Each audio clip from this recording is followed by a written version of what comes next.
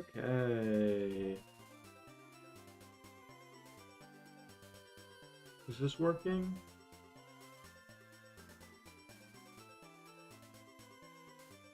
I want to test something here.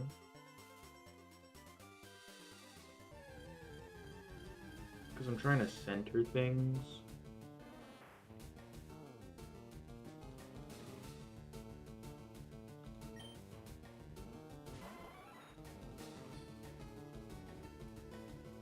And I wish it could just let me do this off stream. But whatever.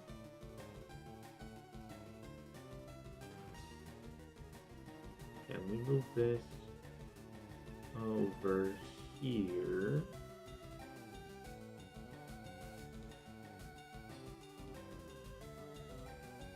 I think that's better.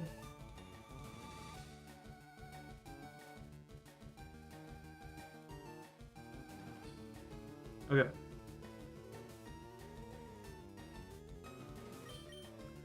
So, Zapdos first, huh? Not my greatest idea. I think Zapdos might be the worst Pokemon to go for first. Out of all the legendaries, don't mind the male, it's a duplicate. Can I warp you? Oh, I can. I thought I would have to go to Cerulean. But I guess not. Can I not? There we go. I guess I should, max repel.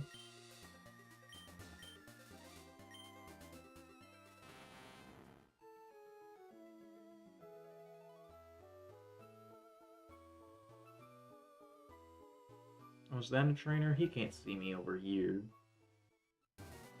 There we go. Power plant. No way, who could have guessed that this is where I'd be going? Crazy. Should probably do that.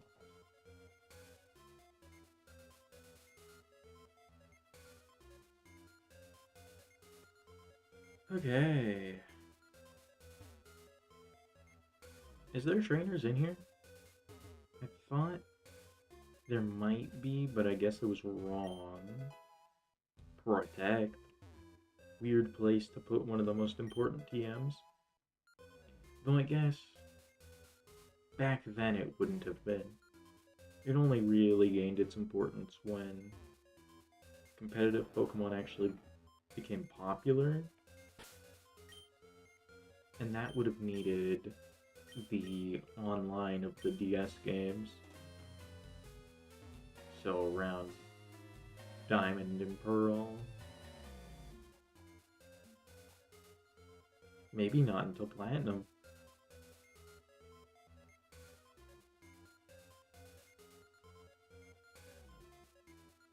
Okay, Zapdos.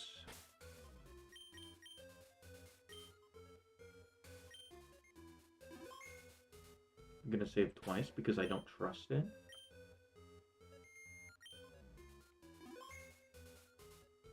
Right? If it doesn't take as long as Gen 4 safe overwriting, then it didn't save. Okay, time for the first encounter.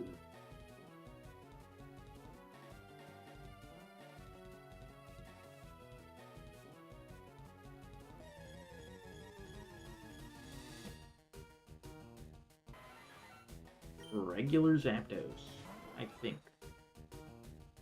They're really similar, so I'm gonna have to be paying attention. But I kind of want to time this. So, there.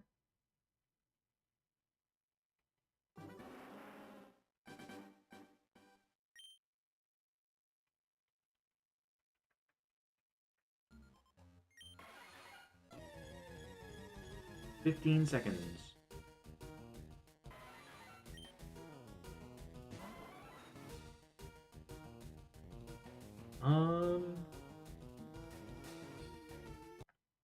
I'm gonna switch out to my Snorlax just to make sure I know when the timing is, like for the shiny sparkles.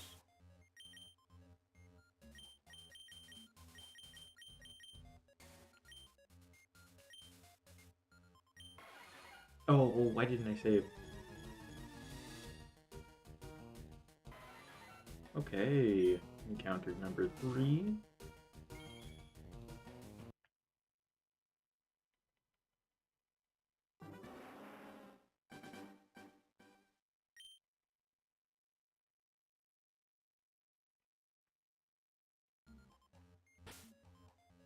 Now let me do it properly. I assume the shiny sparkles will take like an extra quarter of a second every time, but that doesn't matter. Okay, number 4.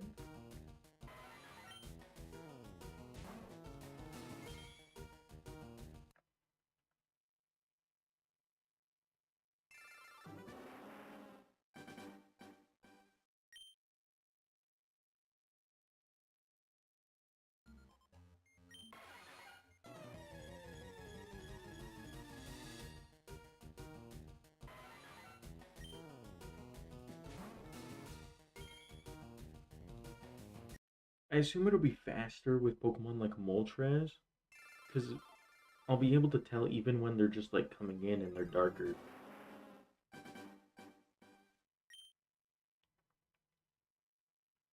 Is there a way to completely skip the like previously on your quest stuff? Because that would be nice.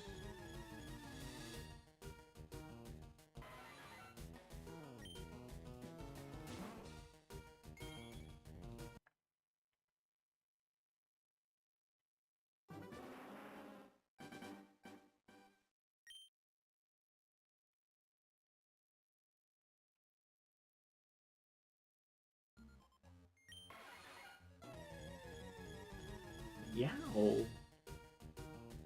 Okay, that is not shiny.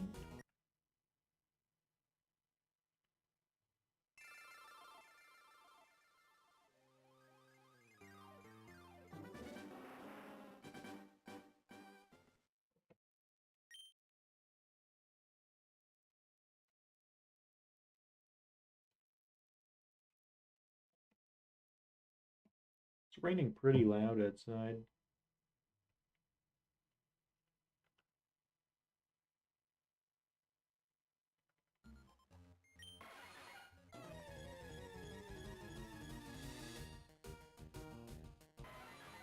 Nope.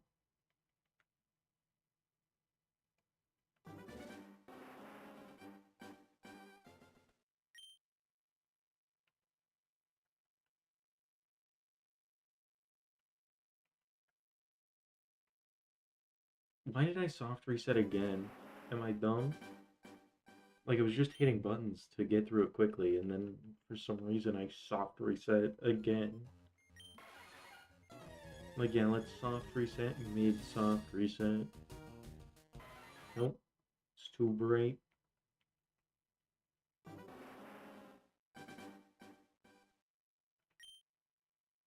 Is it a setting that I can turn that off? Because that would speed this up drastically.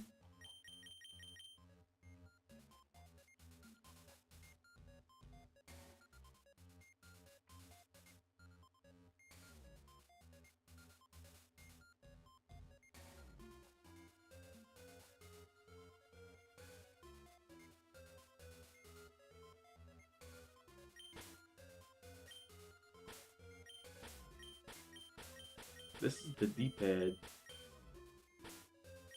Hmm.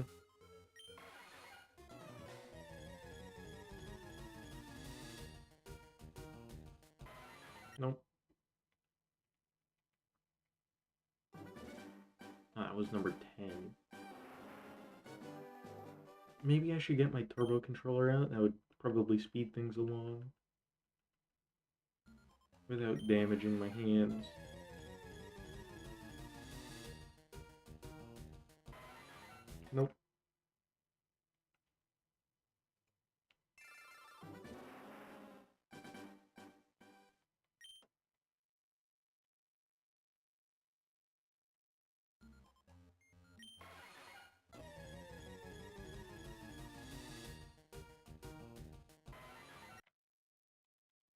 Now, this is a 1 in 8196.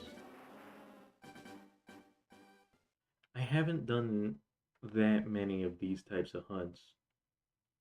I did, in a physical leaf green cartridge, I did hunt a starter one time, and it took me 123 encounters, so I got pretty lucky on that. But that will not happen again. It'd be funny if it did. But I already got the first encounter shiny Snorlax. So,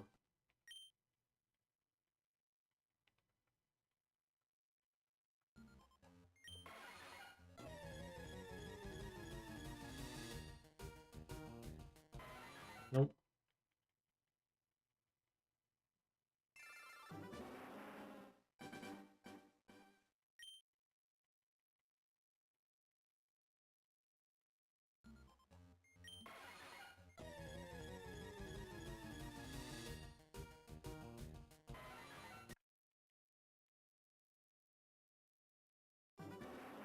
Oh yeah, so funny story of why I didn't stream last night was I planned on doing this, but uh I had a lot of cheese yesterday, so my stomach was hurting a lot.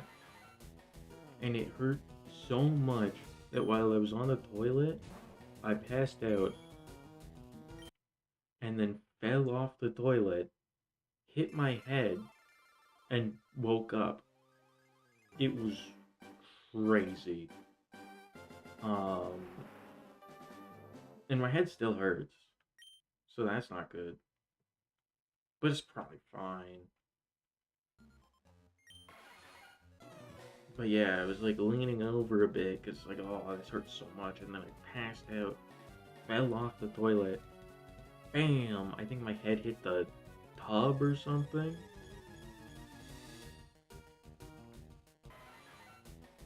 And that woke me up again. So I was asleep for maybe like a few seconds. But it was funny. It was very funny. But also maybe I should lay off the cheese for a little while.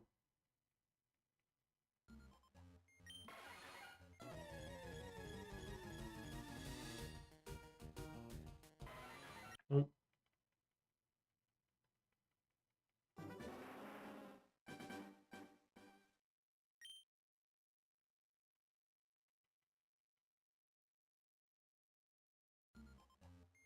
you know what?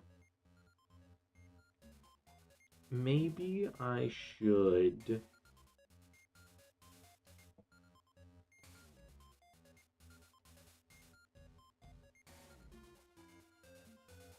have the sprite on screen.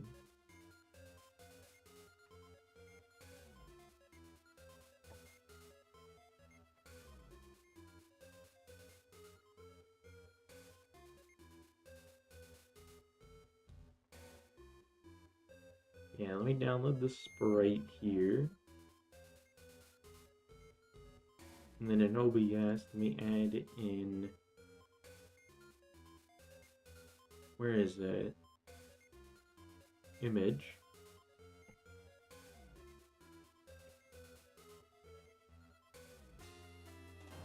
Let's see.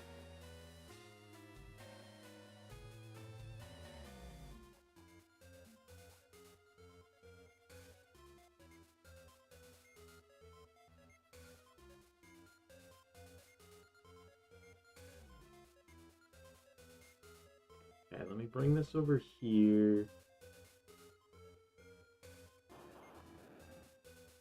There, that's the coloring that I need.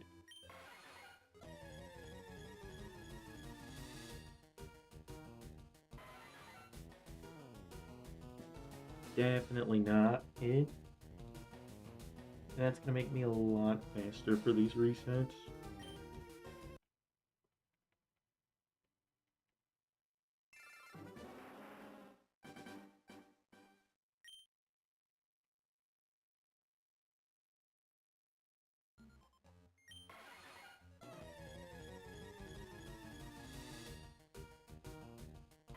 Nope. Yeah, it's very orange. Like an orangey yellow instead of just bright yellow.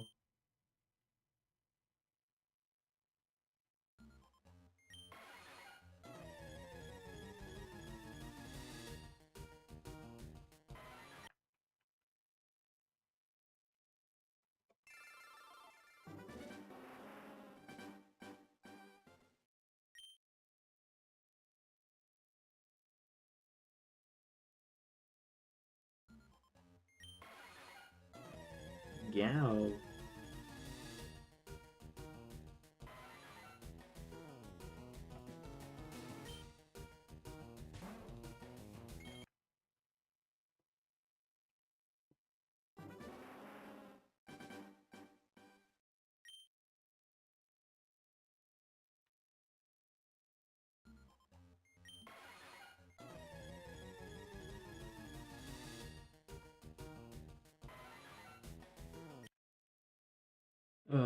Since last stream, I haven't gotten any more editing done on my big video.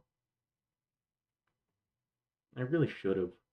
I've had 2 days, but I just haven't been in the headspace for it, you know?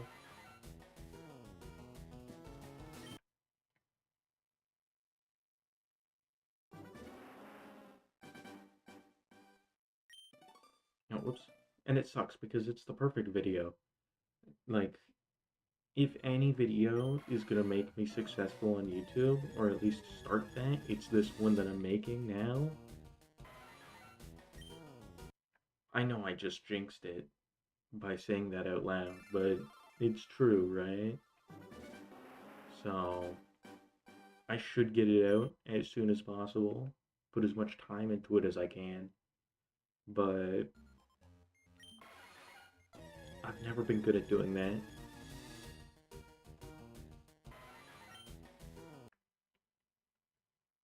And then I will have another video on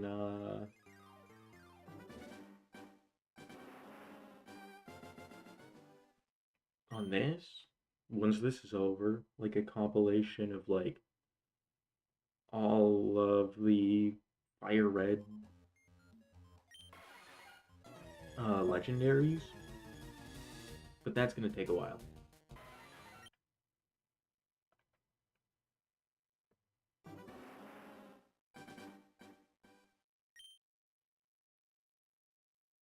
Right, I can do some basic math. Um,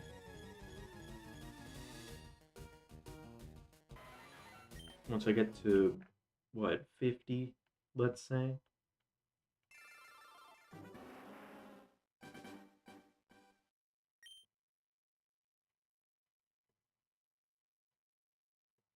Just based on the amount of time I've been going.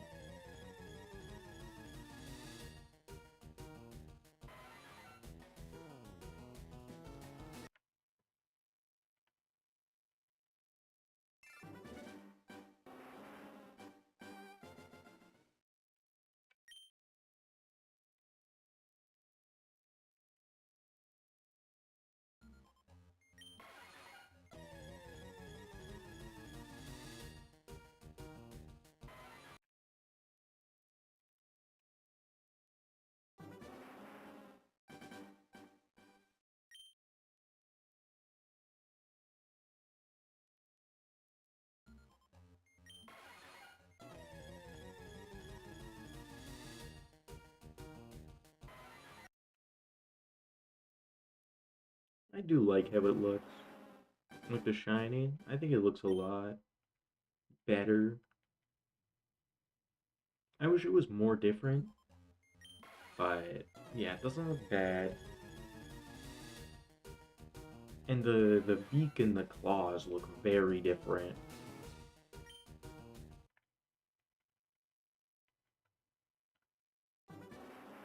Which is really good actually, because it helps a lot in not missing it.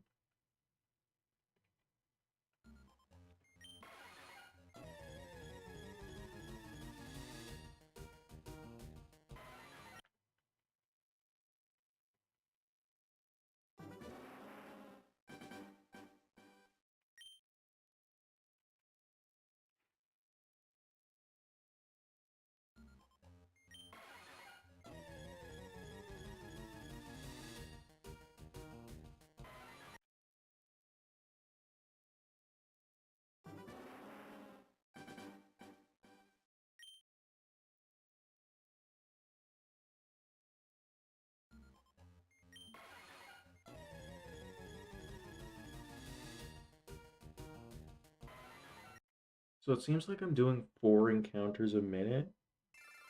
And if I do 4 encounters a minute, that's about 2,000 minutes per shiny. A little more than 2,000 minutes per shiny. Closer to what, like 2,050? So let's just say 2,000 per, which, that's more than 24 hours per. That's not great. And for how many? Because you got the birds, you got the dogs, you got those, you got him. Is that 10? So 20,000 minutes? 20,000 minutes being a lot? Is that half a month? That's crazy.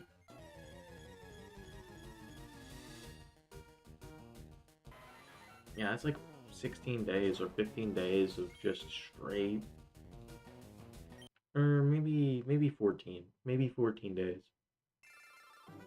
Or like 14 and a half-ish of searching. Definitely hundreds of hours.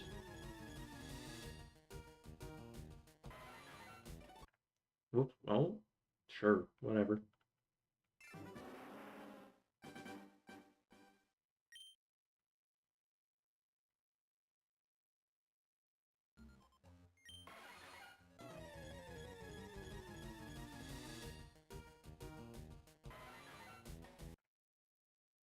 Okay.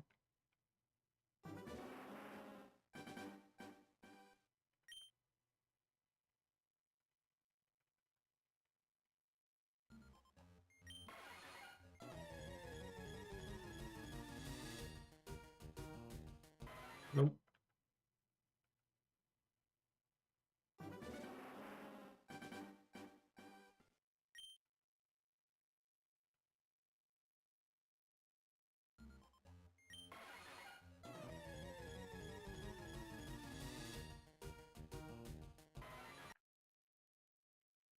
Fortitude.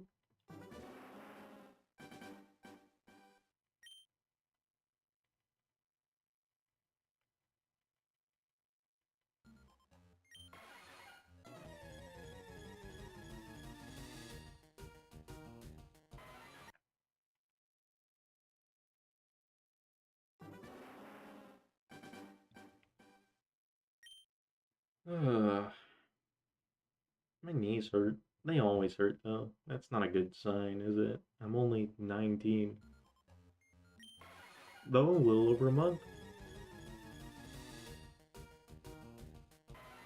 I'll have a nice birthday stream. I don't know what I'll do for it. Maybe I'll do like a how many shinies can I get in 24 hours kind of stream.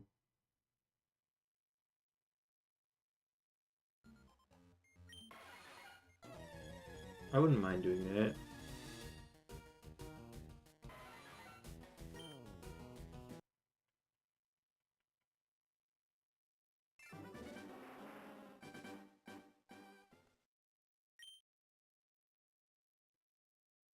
And then obviously just do the whole thing in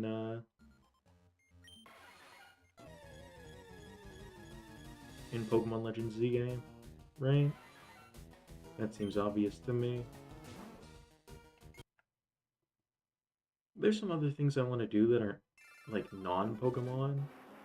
Like I've never done a playthrough of Luigi's Mansion before, and it's on the Switch now, so might as well, right? And there's just a ton of GameCube games because even though I have a GameCube, the games are expensive. So I didn't really ever buy that many.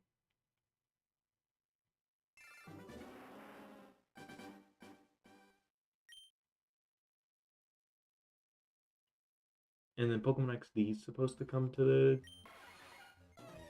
to NSO sometime this month. Or was it this month or was it next month? I don't remember. Whatever.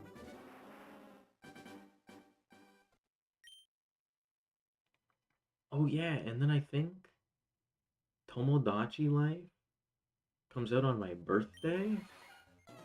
Maybe? I'm not sure, but I think I'll be getting that one.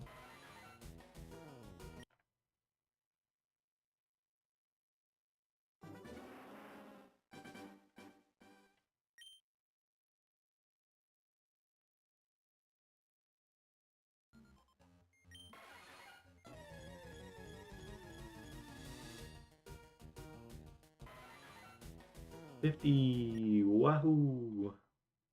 Speaking of Wahoo, I'd love to go and play some Mario. Whoops. Like some Mario Odyssey. Mario Wonder is getting the thing. And they released a new trailer today, and it didn't look bad.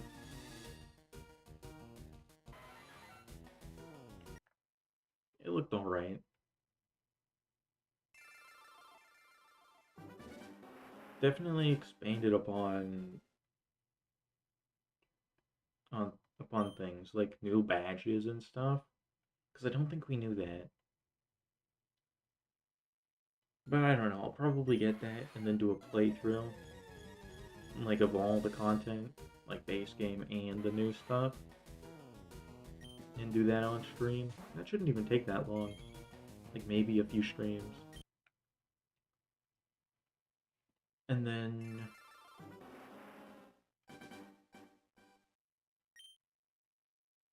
I don't know. Oh, I want to do a Mario movie review.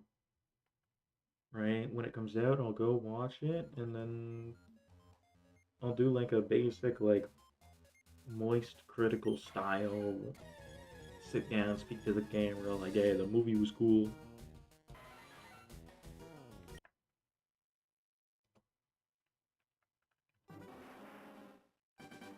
Right? Just like a zero effort kind of, "Oh, I watched movie. It was all right." And then that's the end of the video. That's what he does, right? Something like that.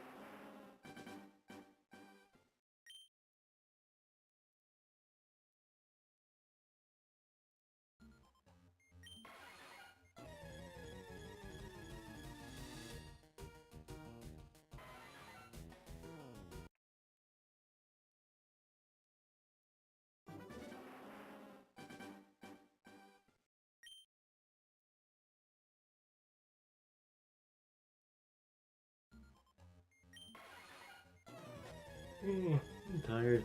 I don't know why. Well, I do know why. I was up until like 6 a.m. last night.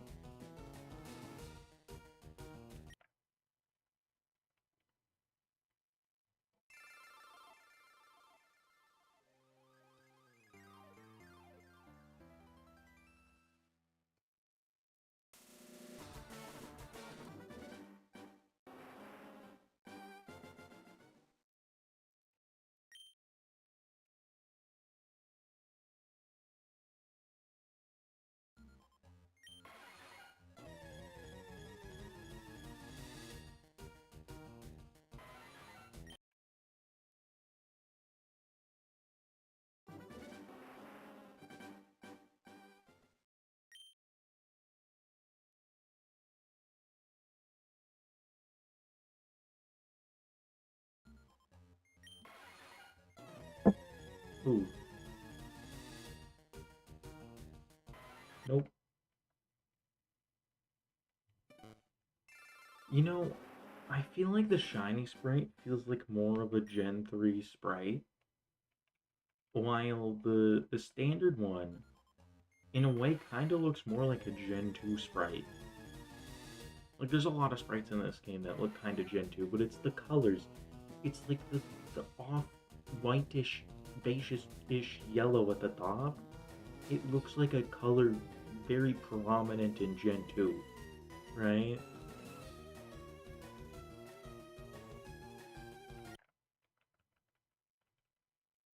But for the shiny Zapdos, that color is just closer to the regular color on the standard Zapdos' body, right? Instead of being super bright. And I much prefer that.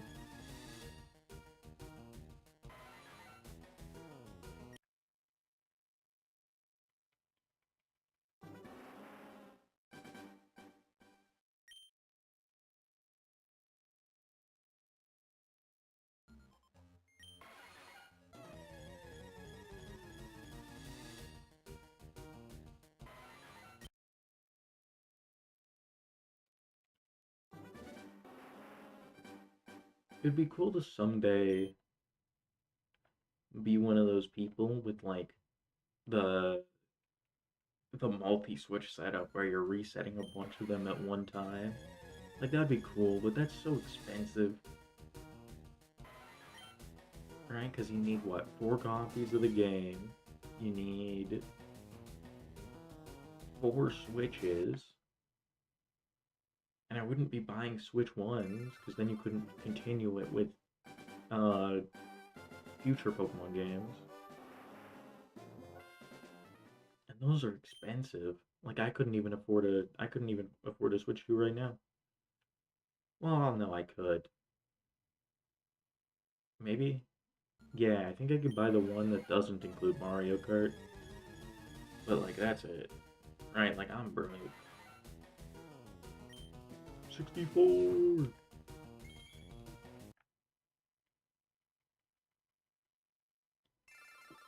Ugh. But yeah, it's cool, but then you probably need like, well, I'd prefer a better capture card because the one I'm using is 1080p, which means like because there's things you could funnel into it that would make it like all 4 things at once, which is useful. But then they wouldn't even be close to 1080p, right? Wouldn't they be like 480p or something? And that's terrible. So, especially on the newer ones, so I'd have to buy a 4K card, right? Preferably one that just sticks in my computer. But those are expensive.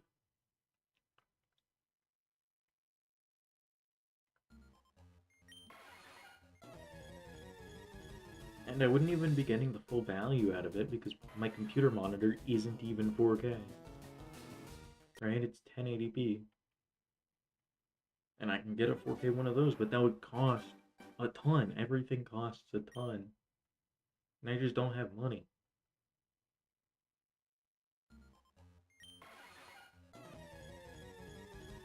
And even if I did have money, that would not be a smart way to spend it. Oh, when have I ever been smart with spending money?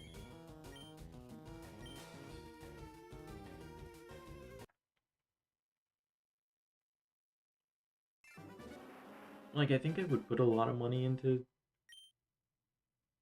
like, my recording setup and just my computer setup in general if I was making money from streaming and videos. But to start doing that, I think you need to hit 500 for, like, the extra streaming stuff and then 1,000 for ads. So for any regular amount of money, it would be like you'd be waiting till you got ads, which 1,000 is a lot. I'm a fifth of the way there, and I'm not trending upwards. Right? I hit 200 back like a few days before the new year, and then I'm still at 200. It might even go down. So that's not good. So if you're watching, hit that like button, hit that subscribe button, because these streams will be better eventually.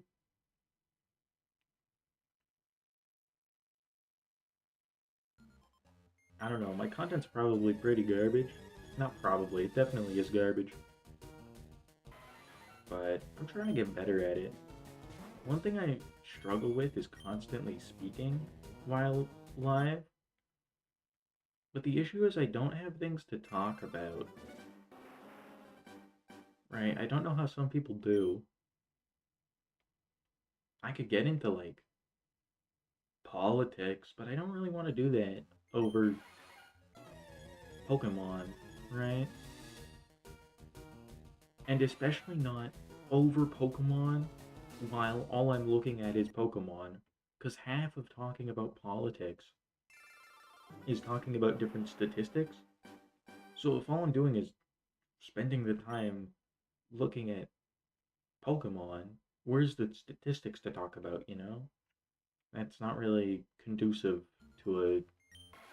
Like, you can't do both at the same time. It's one or the other, right? Because you don't want to be wrong about statistics. Wow, I wouldn't want to be. Lots of people. Well, it's less that they're just wrong and more that they're purposefully wrong, you know?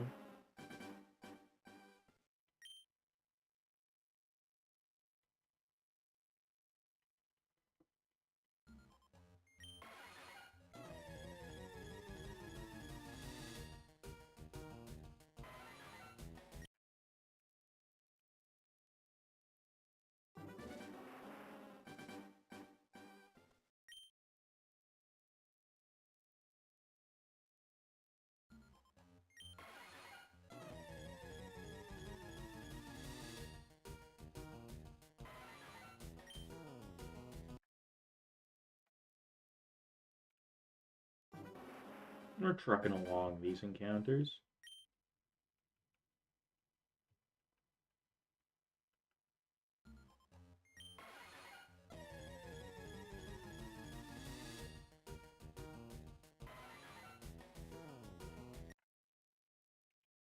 It would be cool if I got them early,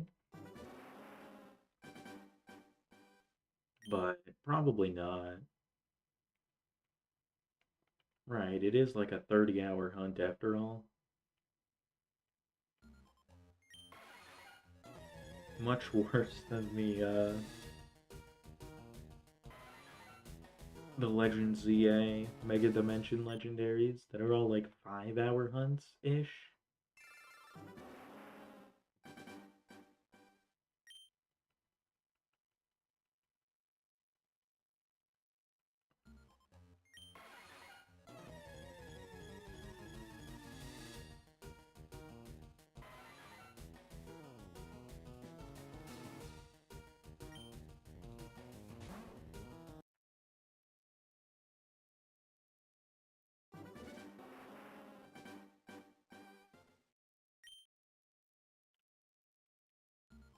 And then I think I've stopped playing Pokopia for a while. And when I do go back to it, I'm just gonna do it off stream. Because it's kind of not boring, but I just don't think it's a good game for streaming. At least not for me. Maybe if I was better. But it just feels like there isn't something to constantly talk about in the game.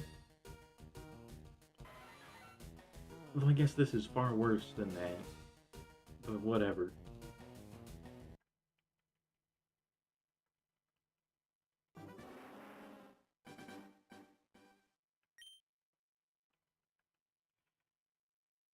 What's that line in the middle? Whatever, doesn't matter. It's gone. Apparently there's a way to like RNG manipulate the legendaries and just like shinies in general. Which maybe I'll do that at some point. Like for one of them. But I don't really care that much. Maybe I'll do it for a roamer, right? Because they roam in this game.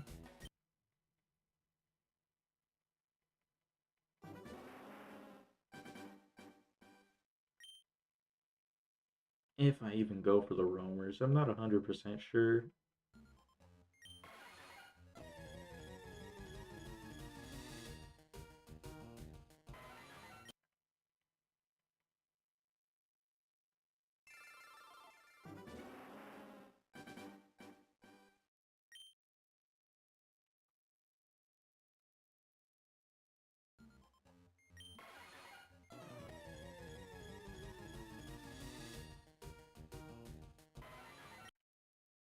Oh, recently on YouTube, like a day or two ago, I saw this video about catching every shiny in Pokemon Let's Go Pikachu, and I was like, oh my god, that's the exact kind of video. Like, just the title and the thumbnail, it was like, that's the exact video that I want my Legend ZA video to be, right? I just need to get it out, because for every day I don't have it out is another day that someone else could get a video just like it out. And for every video just like it out, I feel like it loses its coolness, maybe?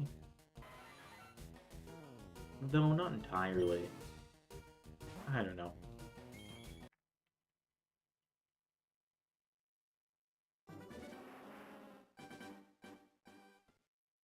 Because if the video's good, it will do well, I assume. Well, my most viewed video isn't good, so I have multiple videos around that like 6,000 view mark, which also recently, like last week, I passed the 69,000 view mark on my YouTube channel.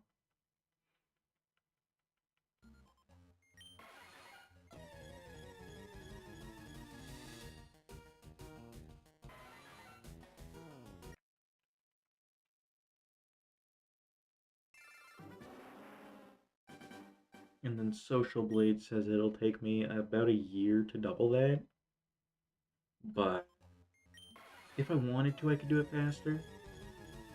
The thing about YouTube Shorts is they tend to get around 1,000 views, so if I somehow uploaded one of those every day, I'd easily crush like 400,000 views, like by the end of the year.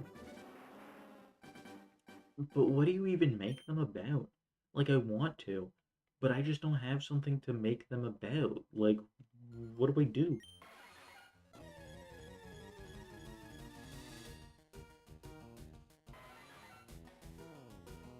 Maybe if Pokemon uh, TCG Pocket was still big.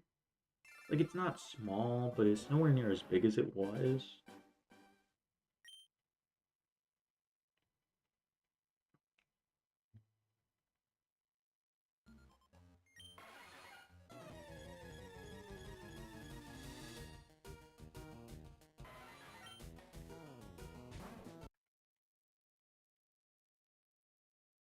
But I just don't have video game related shorts that I come with I can't speak. That I come up with every day. That's hard. Because you could go the news route, but that's lame and there's enough people doing that.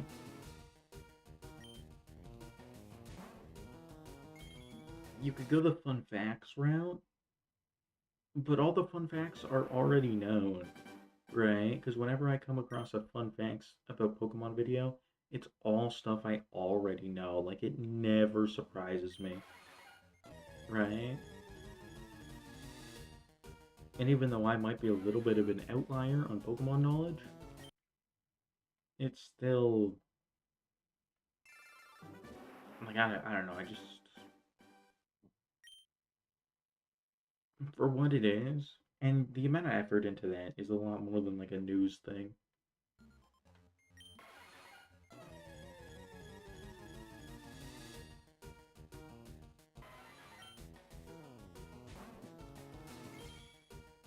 Good luck on Zapdos. Thank you.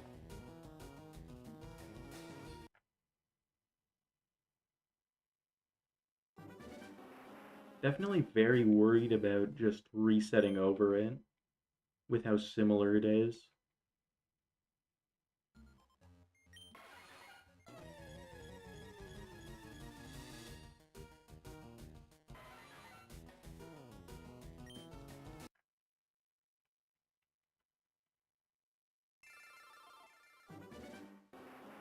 Though I'm glad that the beak is so different.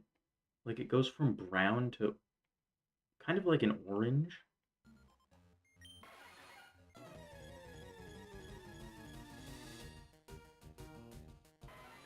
You miss Snorlax? Yeah. Well, I was I was so surprised when I got it because I wasn't paying full attention. So I only saw the bottom star of the shiny sparkle.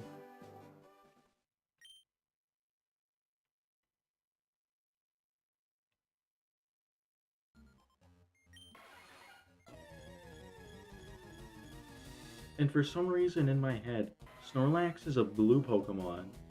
Like like for some reason in my head, this sprite of Snorlax is the regular one.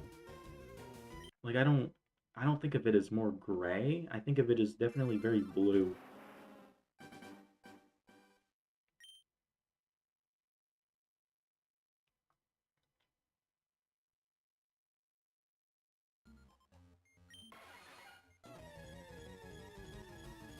Slowpoke. I like Slowpoke as a Pokemon. I just wish the shiny was a bit more distinct. Because I remember every time I got one in Legends ZA that I know for a fact I wouldn't have noticed a single one of those if there wasn't a shiny sparkle and a sound.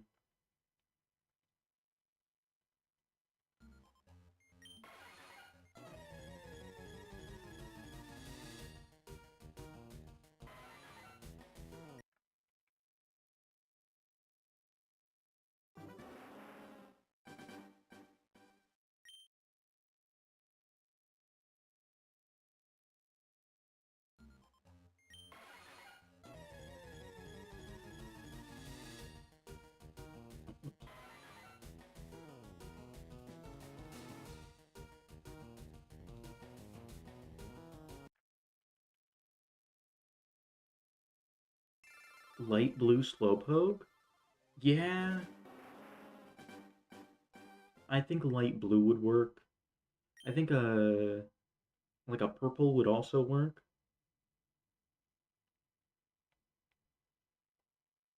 Just anything different.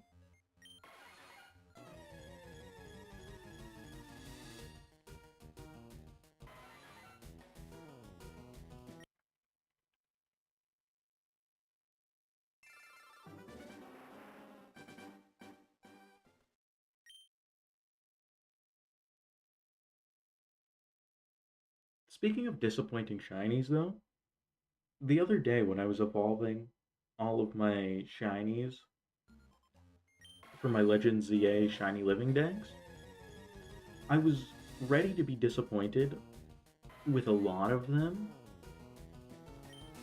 but they were changed in Legends ZA. I feel like a lot of the standard um ones people usually point to as very disappointing felt much more different, right? Like the Garchomp, um, what else? Garchomp's the big one, but there were a few like that where it felt like they altered them to be more different.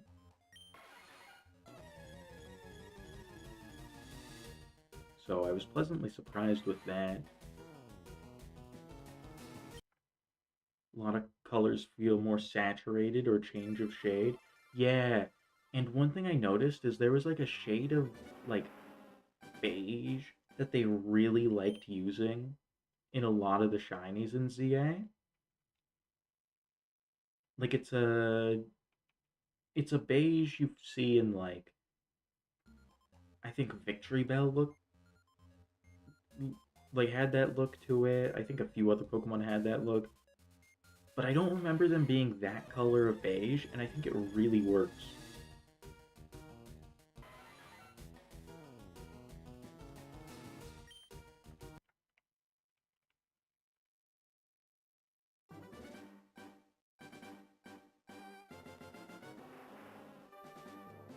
Normal Gengar look like Gen 3 colors, so its shiny actually looks unique. It does look unique, but I think the most disappointing one is Haunter because without its tongue out, like when it has its mouth closed, you're you're not seeing the difference.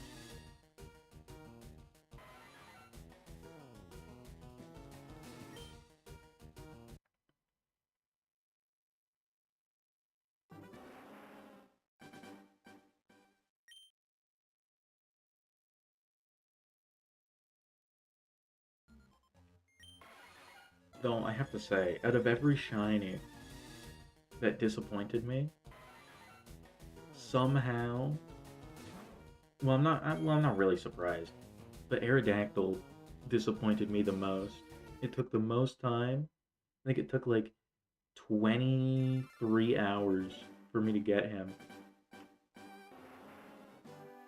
Right? I didn't have that much time between finding any other shinies except for Aerodactyl. And it doesn't even look that good.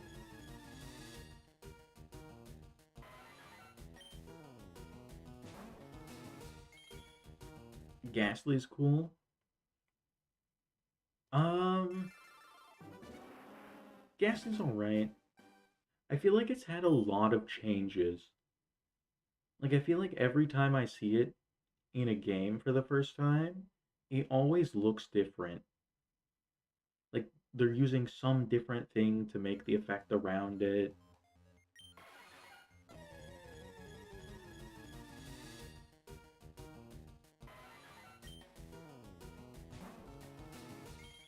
And then Haunter's just always disappointing.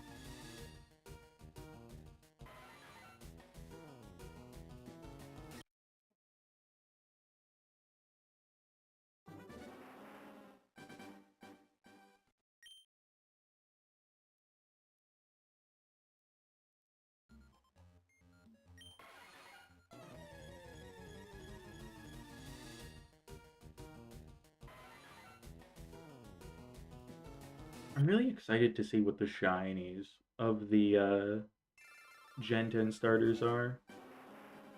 Because I've seen some cool ones, but I don't know. I think the only one that I really like is the possibility of Barout looking like an Angry Bird with the shiny, like red and black. I think that would be cool. I don't think they'll do it because that's a little too on the nose there. But it would be funny.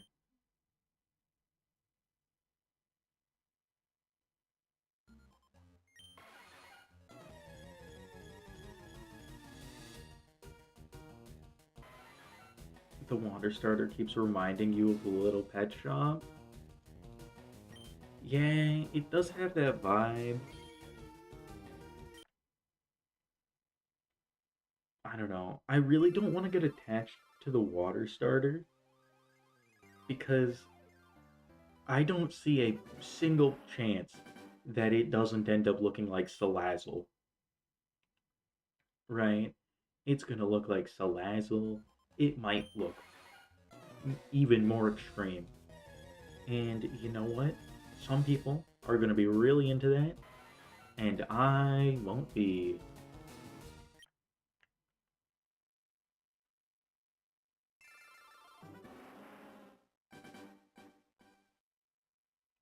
Oh, I used Sobble. I used Sobble. Um,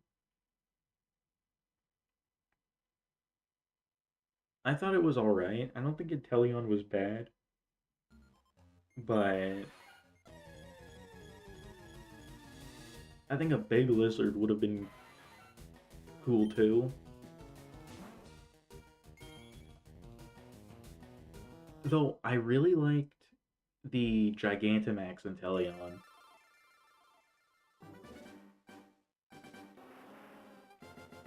where it's like on a tower and it's sniping. I thought that was cool. The Grookey line is your fave? I don't really like that Grookey line. I think it's because I've gotten hit by Rillaboom like just one too many times in competitive, and that I just don't like it anymore. Right? I prefer the Cinderace line, but that's because one day I just randomly just started breeding for Scorbunnies and got a shiny one and like 60 eggs, and that made me really happy. And I think that's all I really need to start liking a Pokemon.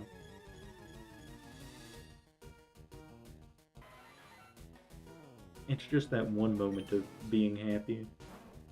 Thwacky is Pignite vibe. Mm, that's fair. Though I will say, I don't know if Pignite vibe is the best vibe.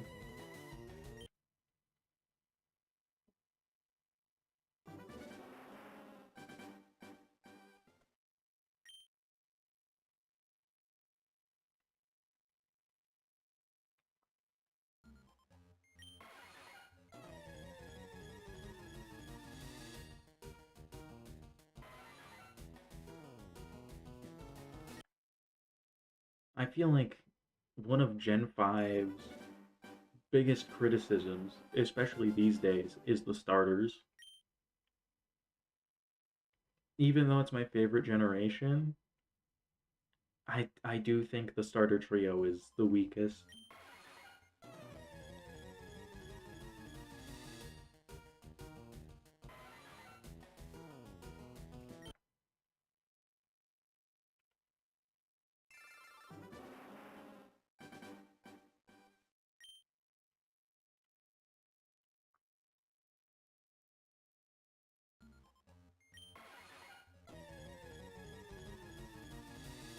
And it's really funny actually, because in my first playthrough of Pokemon White, because that was the first one I played through, it was the first Pokemon game I played, I chose Tepig, and I used it until I got a Darumaka.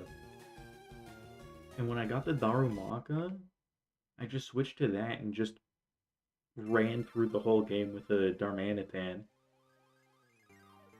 You like Snivy, but it's bad for playthroughs? Yeah, it's not great for playthroughs. I kind of like it competitively because of the hidden ability, but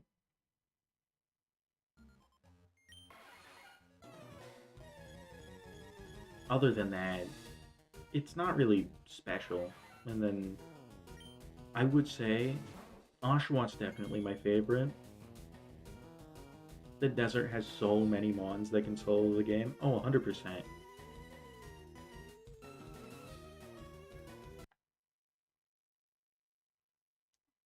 Right? Because even though I chose Darumaka, which has a base attack stat of like 80,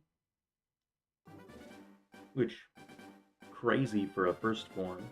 There's also Sandile, and a Crocodile can just shred everything. What else is there?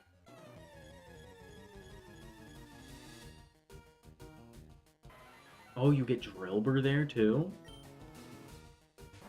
Which, I feel like everyone knows that Excadrill is just a monster.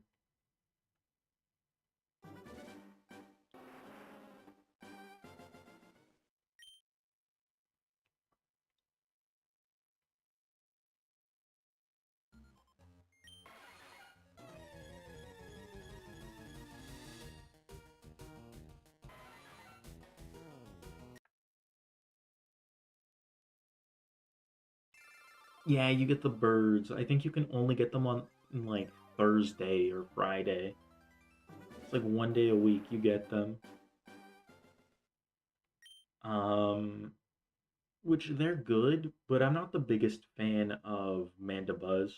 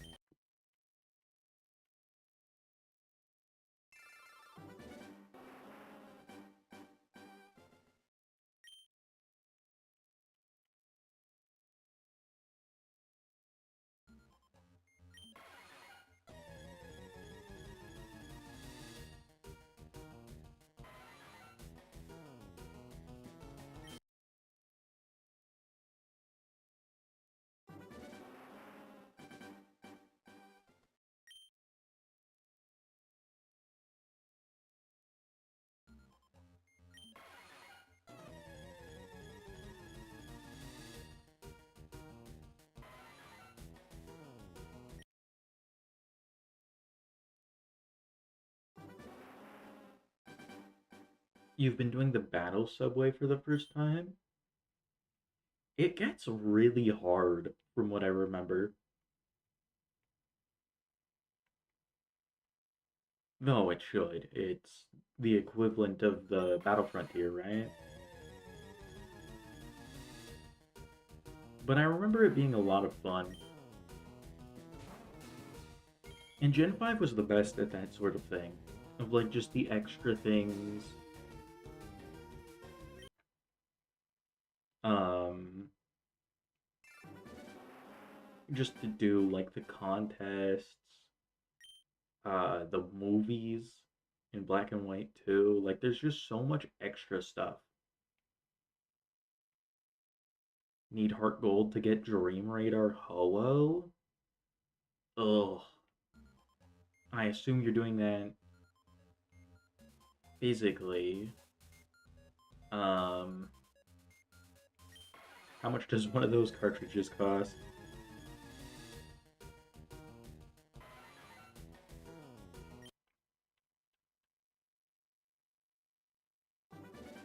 I assume like hundreds of dollars.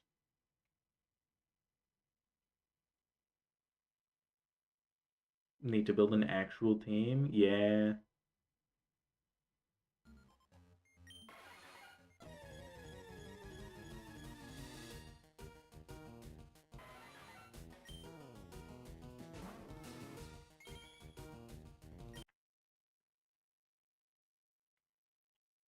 But I remember there were some pretty good teams you could make.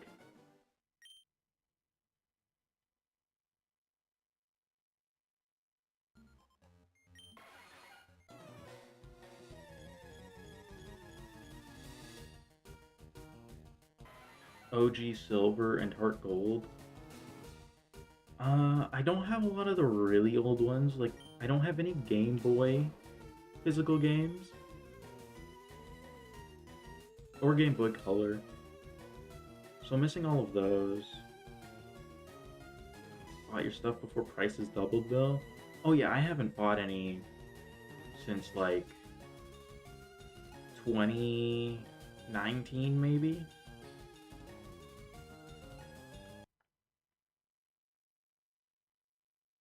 But I do have Heart Gold. I've had it for a long, long time. I used to have the Pokewalker, but I lost that like one time I moved.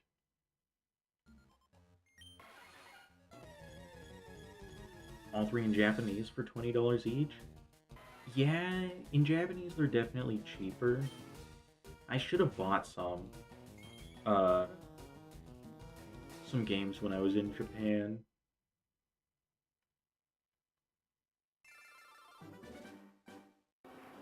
but I don't know. Just didn't think of it, I guess.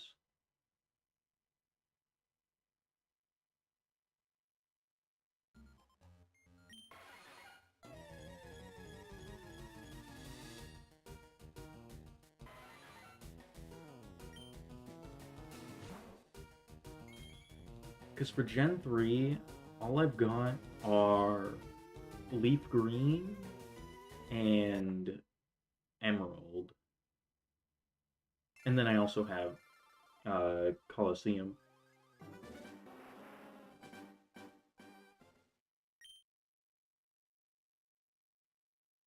You borrowed a friend's XD?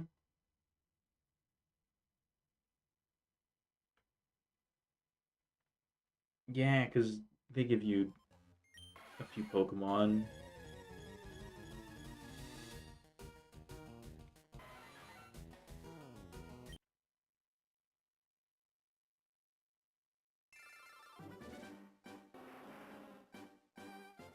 Eventually, I want to do a living dex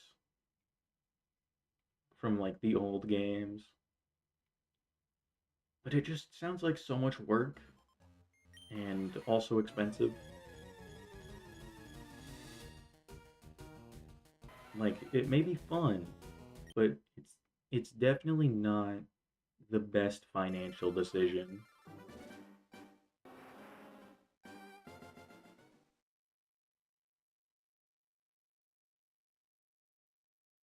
Oh, that yeah. Yeah, that sucks.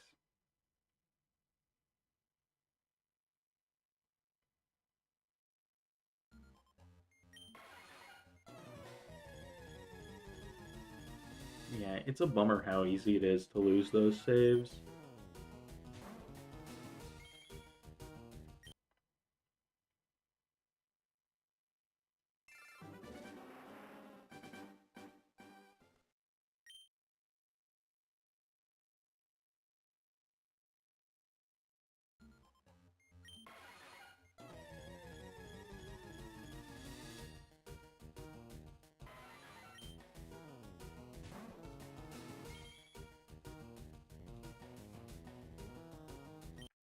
Right, that's just one reason why I really think they should just put all of the games on the Switch.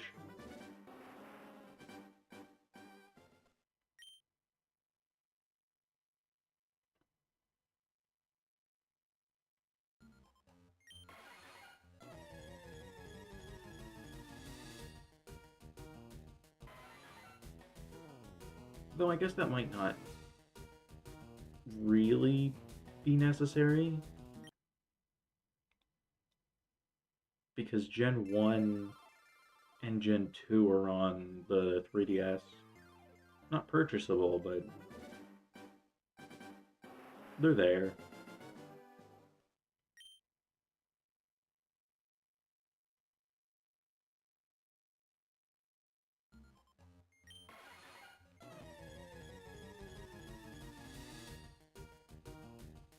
Speaking of Gen 2 on the 3DS, when Crystal came out on the 3DS, I bought it almost immediately because I was gonna shiny hunt Celebi, and I still haven't done it. And it's been probably almost 10 years. Your save file somehow got corrupted?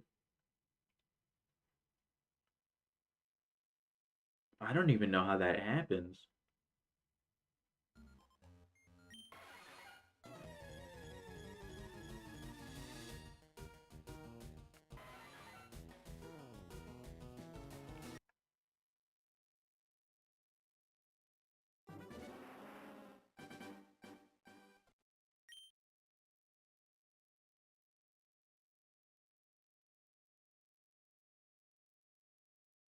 lost the Team Rocket Electrode from Runaways.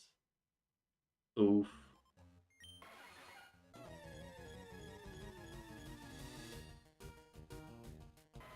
But yeah, I guess when I go and do the Celebi hunt, I should make a backup first. Which shouldn't be too hard, because I modded it, right? And I've done save file backups before on 3DS.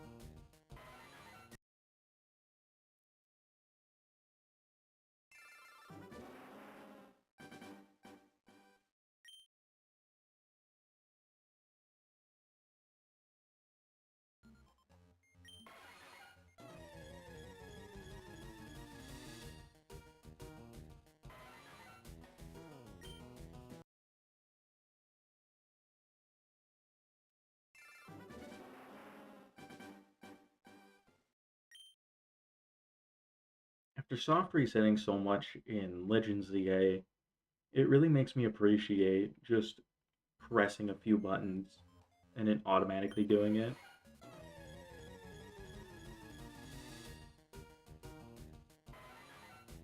Game corner for Abra.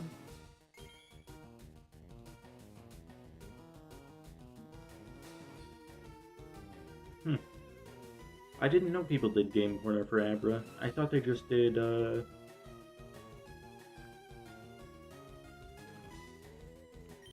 thought they just did Dratini and Porygon in the game corner.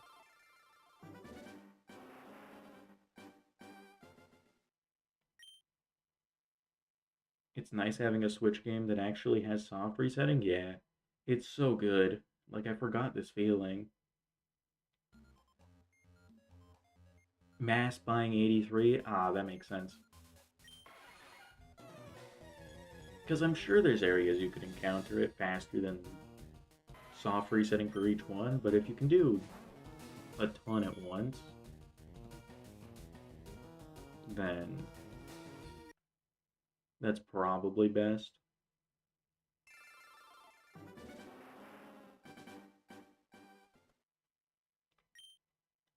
Deoxys set up on 3 save files.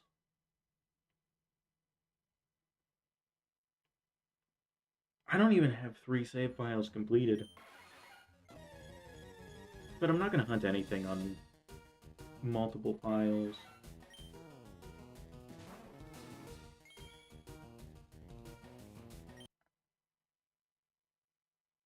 The only reason I'm going to set up a 3rd file is so I can get the 3rd shiny dog. Yeah, dogs. The dogs are important. And I don't really care about the fact that they can like roar or whatever, because I just have Master Balls. It's super easy to dupe them in this game.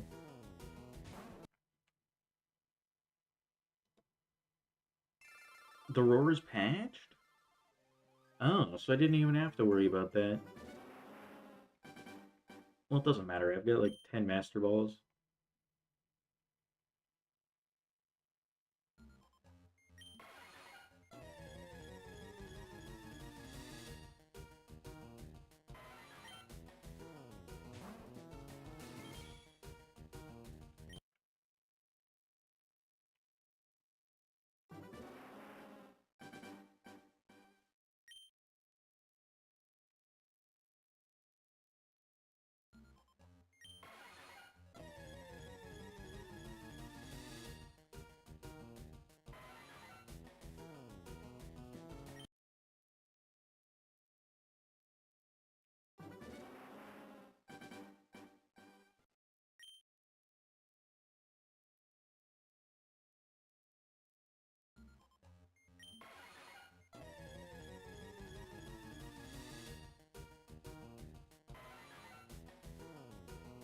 The OG had a glitch where the Dex only said the first word in a Pokemon category. That's really weird.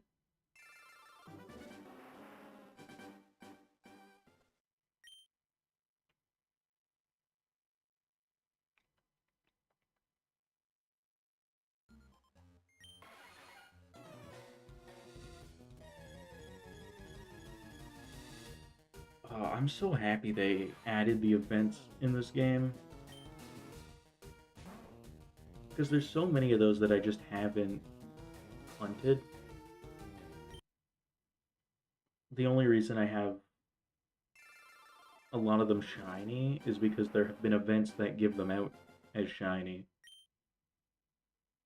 So I've been able to either do that or do like the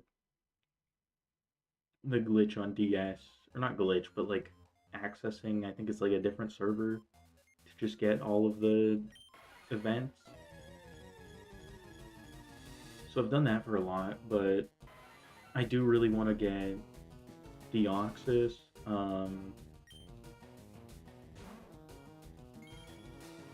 When they do Emerald, I'll be able to hunt for Mew.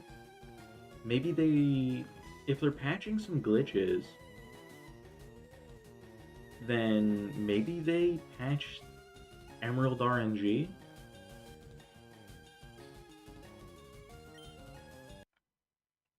I think if they patch Emerald RNG, that's huge.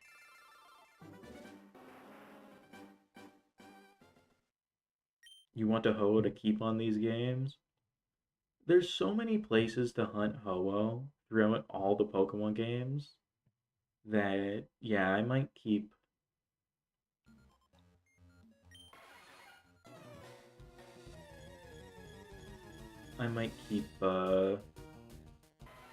Ho-Oh on here. Oh, they only patched it because it was already.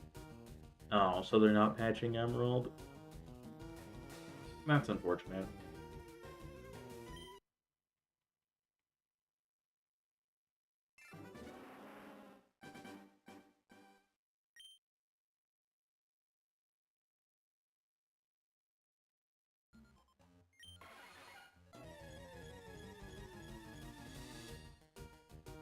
Yeah, yeah, they used to do that a lot.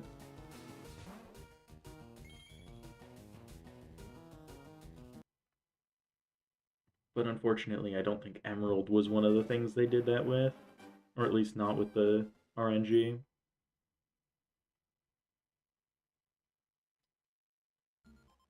Well, just gotta hope that you have a shiny frame early on.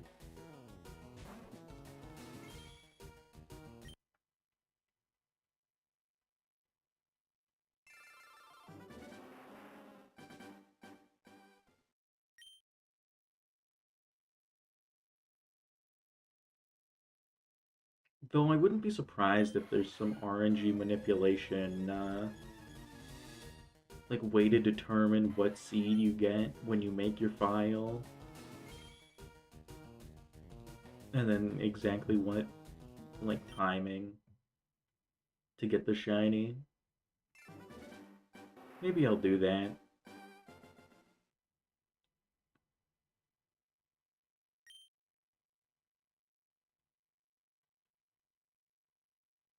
Right, if the RNG is bugged, I don't really feel like there's any issues with RNG manipulation. You can tell because the presence under Game Freak on Buddha? Oh, I didn't know about that difference.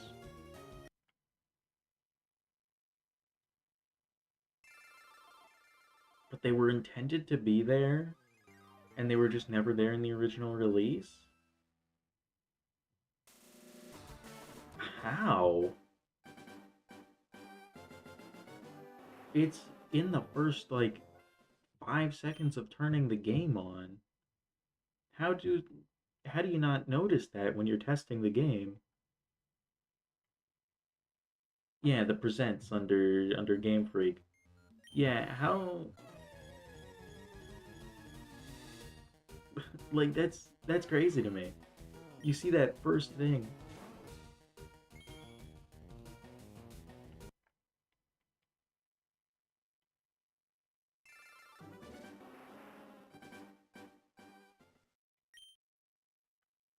Like I understand missing a bug. That's just like in some menu somewhere that most people don't even check. Or even if they are checking it, they're not checking those exact lines or whatever. But for like a visual bug, like 5 seconds into the game, that's a little crazy to me.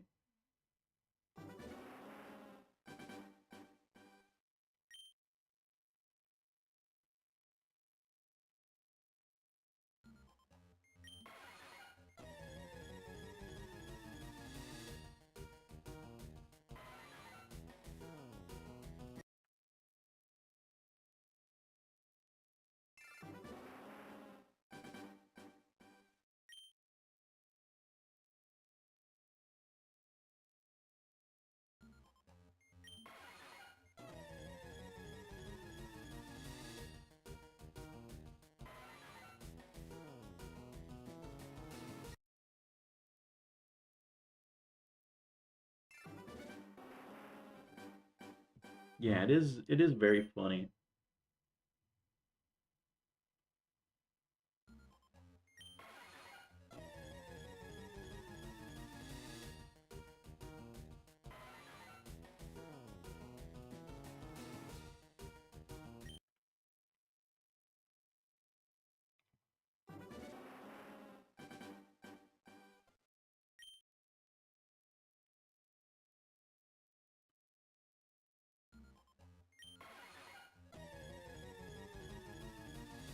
But there's a few times in games where I've seen something that's either bugged or just clearly not tested, and it's always pretty funny to me.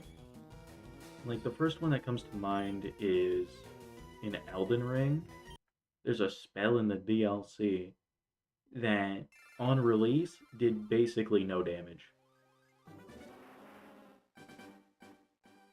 Right? It was like by far the worst thing in the game. Nothing even came close.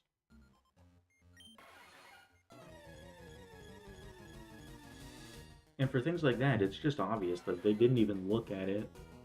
Right? They put in random numbers for damage and then just didn't even think of testing it out.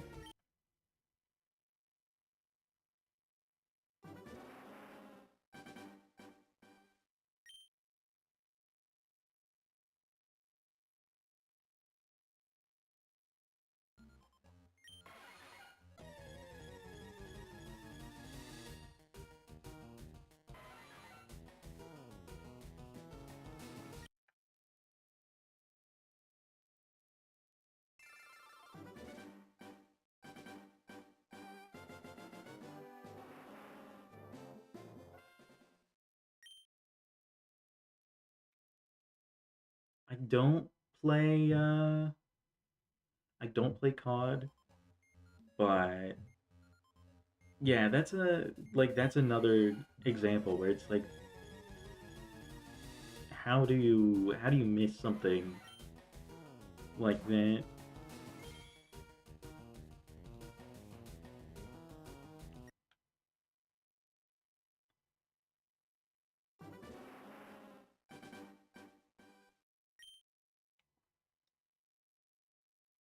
I've never really been into COD, and with how it's been going, I don't really feel the need to get into it, you know? It's like what I hear about the new games coming out is just worse and worse every year.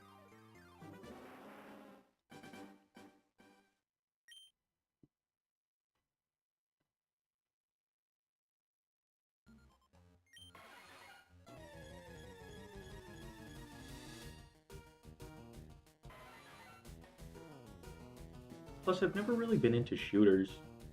I think the only shooters I've gotten into were Plants vs. Zombies Garden Warfare, Splatoon, and Fortnite.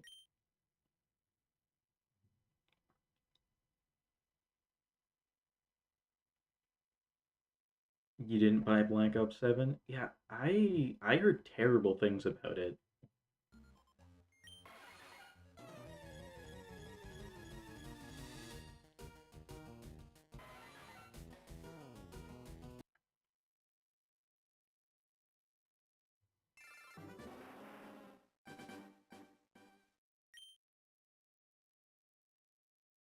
You play Siege and Pokemon, the communities are so different, it's insane.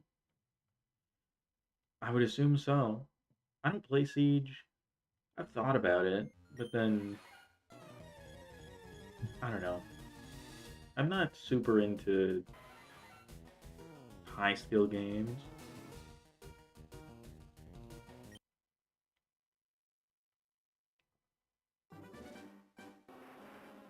It's so broken right now. I've heard it had like a lot of hacks, like closer to the beginning of the year.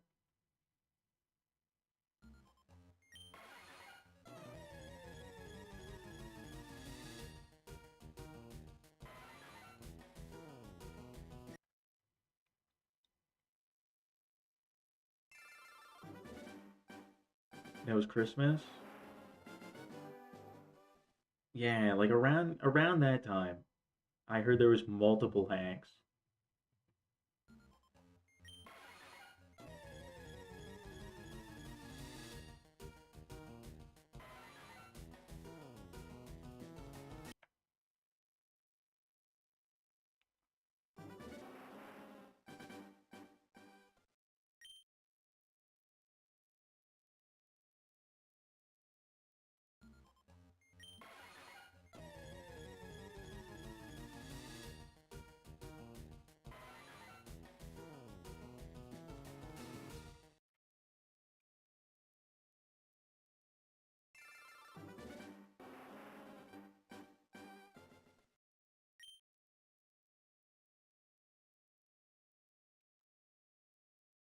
But sometimes it's funny because I think of myself as one of the most like generic gamers of all time.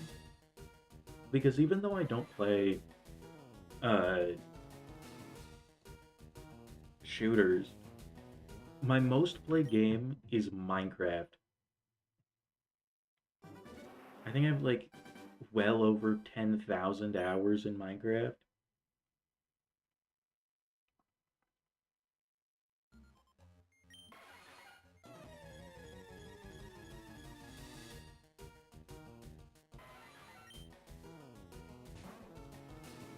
Like I've played it so much that I don't even enjoy it anymore.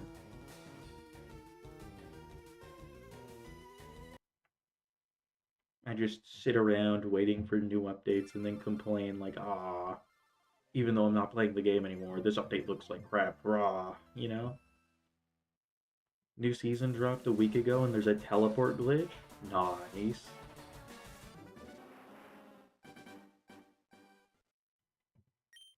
everyone lags at different times. So they're just rushing out updates now. Sometimes you need to go into theater mode to fix your in-game mic not working. And how does that make any sense? I feel like the only in-game solution that makes any sense for a mic not working is turning it off and on again.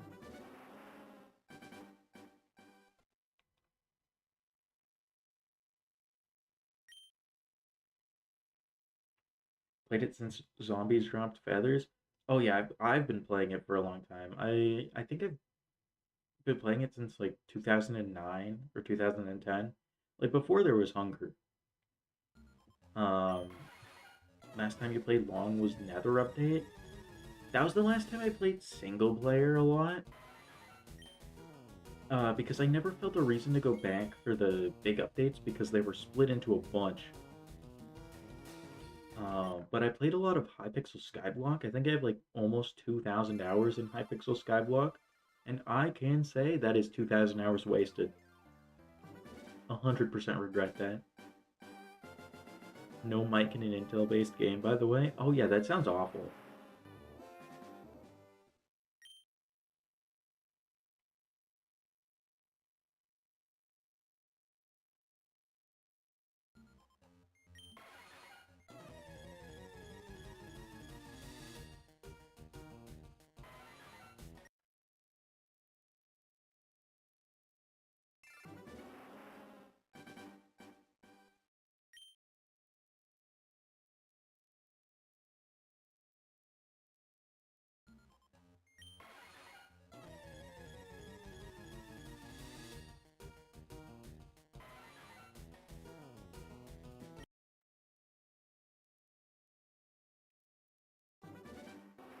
I don't usually play games that I use my mic in. I wish they added mic chat to Splatoon, because that's the one game that I like at one point was actually pretty good at. And I'd love to do that just to shout at my teammates because they're always terrible.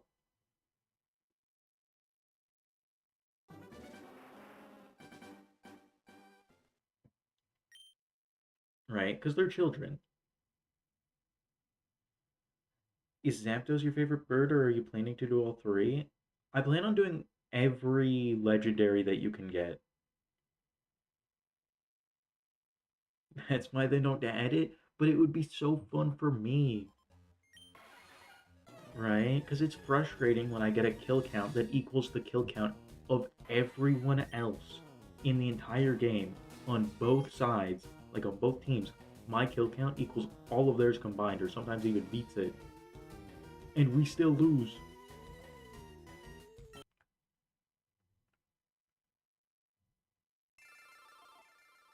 Never played 3 consistently. I didn't play 3 consistently either, but I think that's also because I put in like 100 hours into 2, like the month before 3 came out.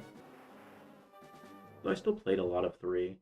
Mostly the single player and the roguelike DLC.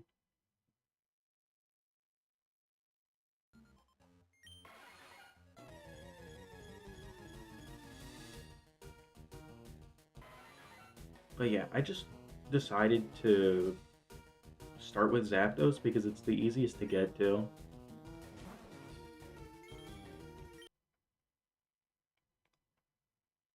Like how Splatoon rotates maps and modes every couple hours.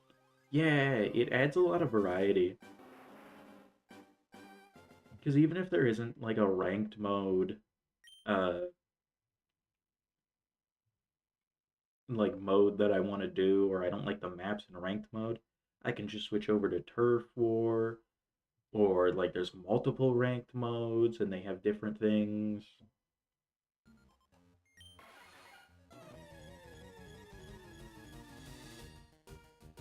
Yeah, it's fun. I never really like learned the maps but I learned the maps enough.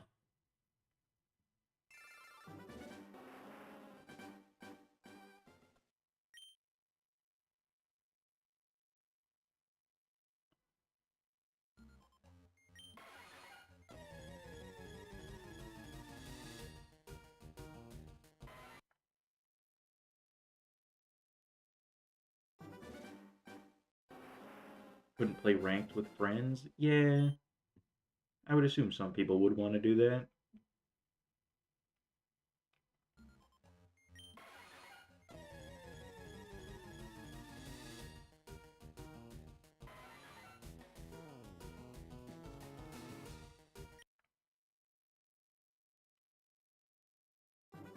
You were in like A to B plus when you stopped. I don't think I ever got that far.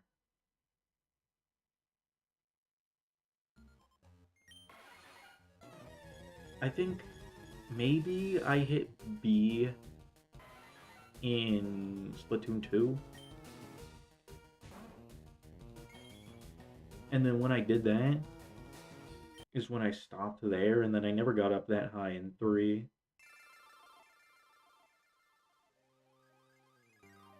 But by 3, Fortnite effect hit, and everyone was so good. Yeah, like, ever since Fortnite, just people on online games are just way too good that I just don't want to play them.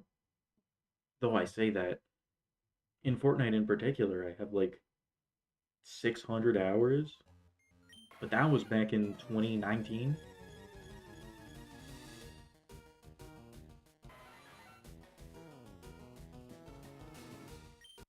So people weren't as good back then.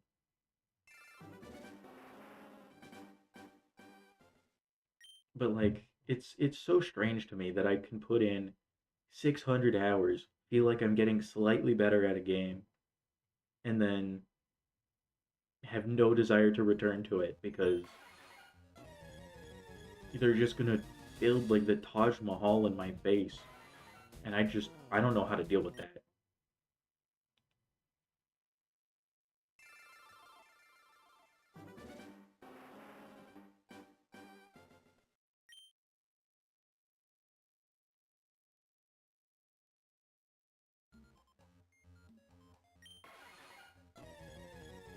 It's based on who you're playing too. Oh yeah, some people are still terrible, but it just feels like every game to like actually get good at a game, it feels like such a large commitment that it didn't feel like I don't know, even 10 years ago.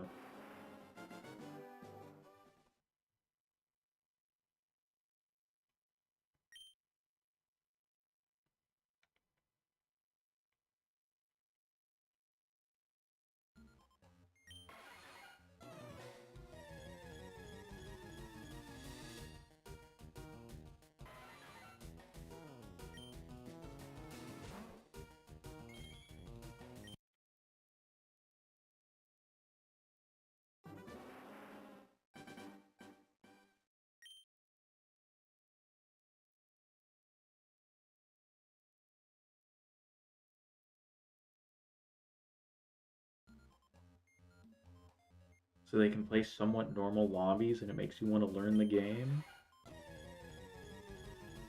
Um, yeah, yeah. If everyone is around your play level, you end up wanting to learn the game more. The issue is for some reason nowadays, it feels like it never happens. Like, I was playing a lot of Elden Ring Night Rain, and it always felt like my teammates were either way better than me or absolutely terrible.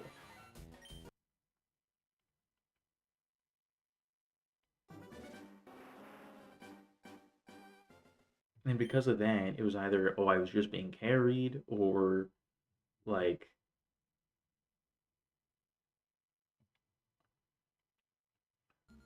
uh, Or I need to carry, but I'm not good enough to carry a full team on my own. So it ended up just getting frustrating and then I quit. So many games just rank, or with rank just reward playtime over skill. Um, yeah, yeah. Just gradually you end up going up.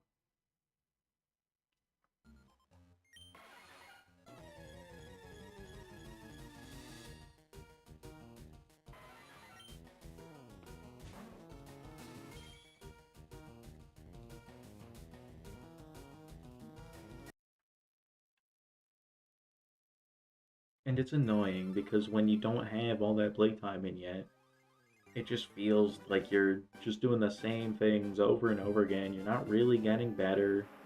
Or sometimes you are.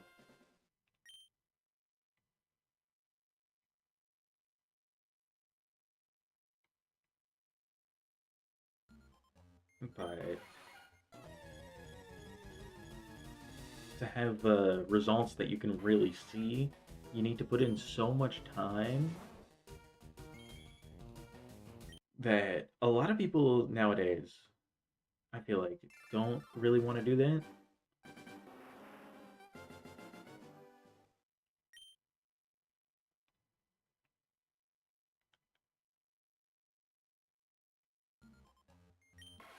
That's why I think shooters in general aren't near, they're not doing nearly as well as they used to. They keep players for a lot longer, but they don't get nearly as many good or new ones.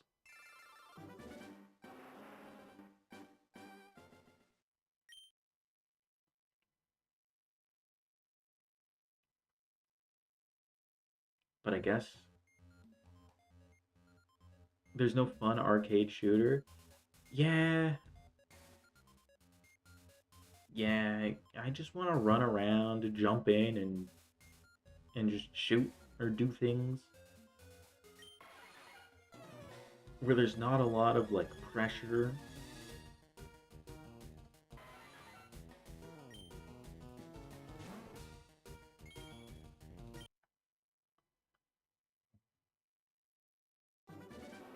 Right? Because one thing, just over time, I've wanted more and more from games is just to have some fun, right? And these days, shooters just don't, they don't feel like that fun.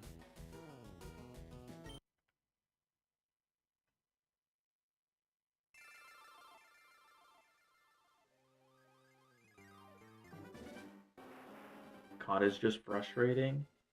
Yeah, yeah, but people still do it. Like look at League of Legends, right? No one's ever had fun playing League of Legends, and it's somehow the most, or not the most popular, but one of the most popular games of all time. The beta was more fun than the full release.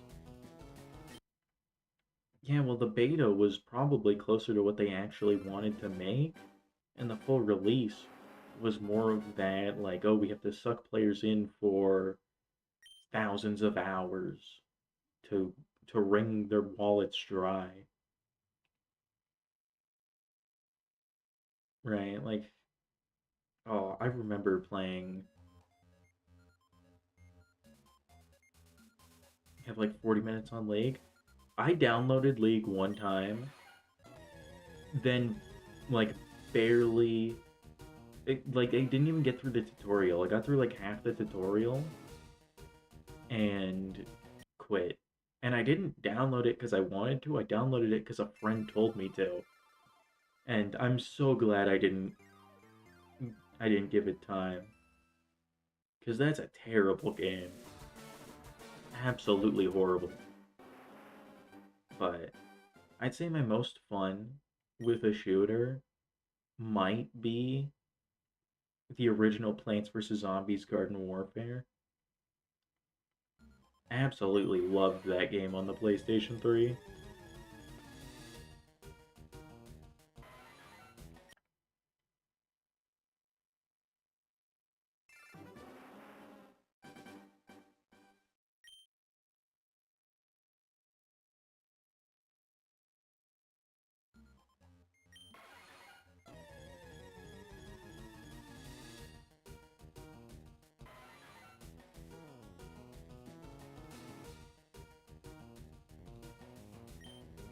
You hit Master Ball and Unite when it came out.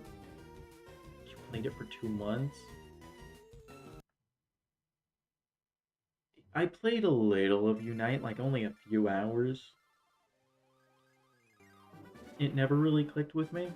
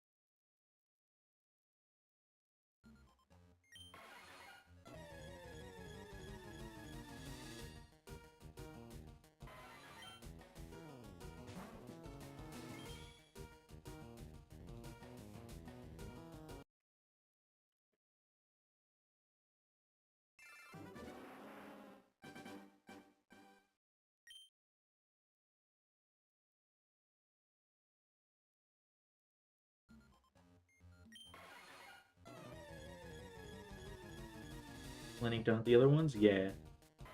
Yeah, I want to hunt them all.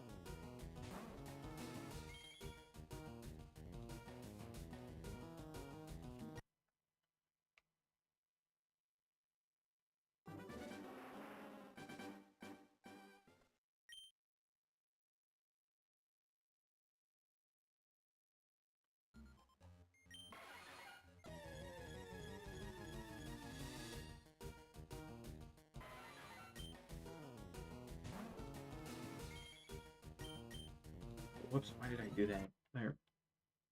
I think the most exciting hunt in this game is Deoxys, though. Just mythicals in general are cool.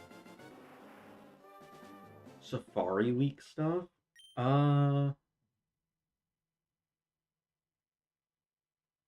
when is that happening? I didn't see anything about that.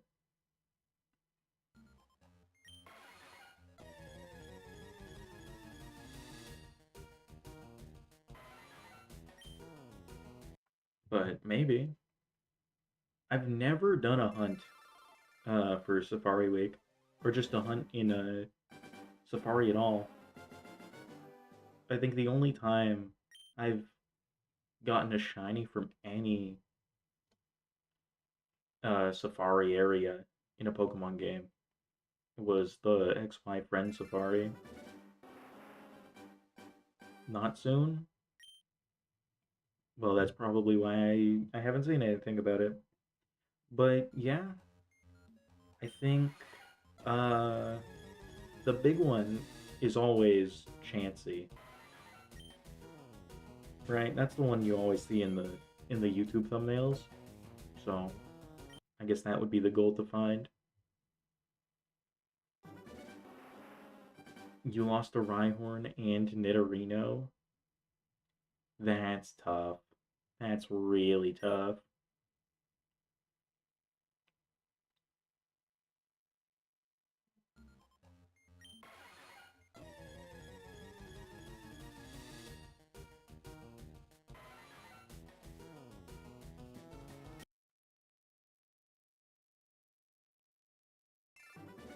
Spent 2 months trying to get Lucky Egg and found them first.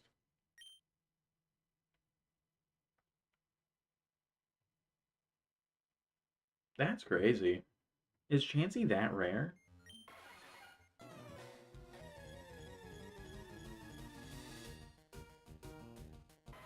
I guess it's like a 1% chance.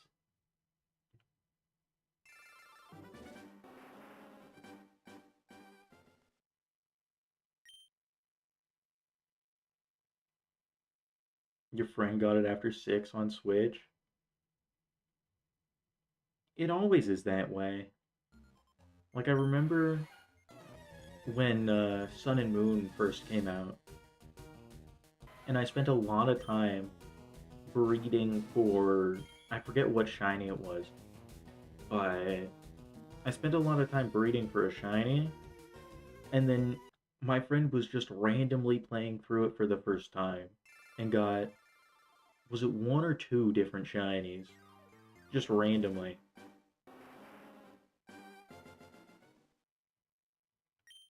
Yeah, it always happens.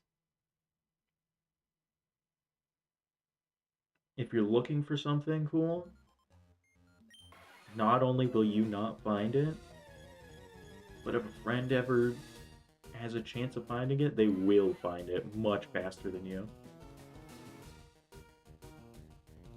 It's 4 to 5% with Repel and 5% Lucky Egg.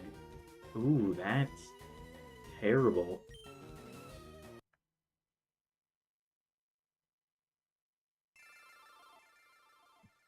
So like a 1 in 400 for a Chansey with a Lucky Egg?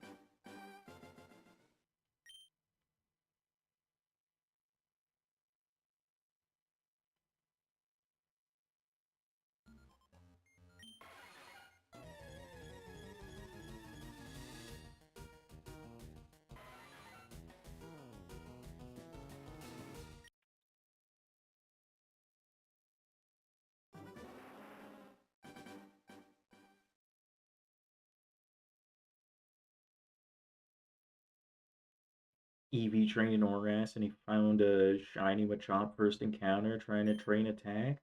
Yeah, it always happens, right? It's so, I don't want to say frustrating because it's like good for them, but at the same time, it's like, I would have loved that, but you're not going to find it.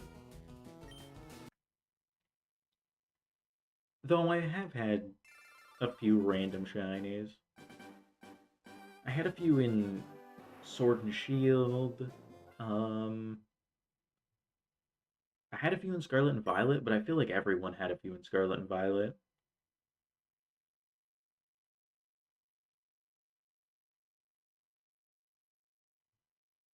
The odds of finding a Chansey with Lucky Egg and catching it is 1 in 6,000.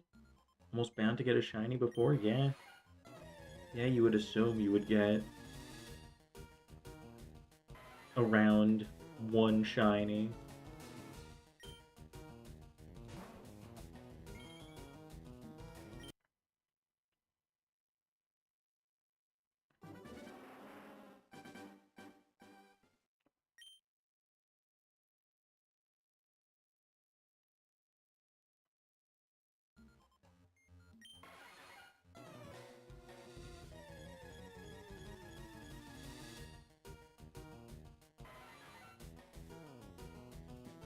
You found two and got nothing? Well, yeah.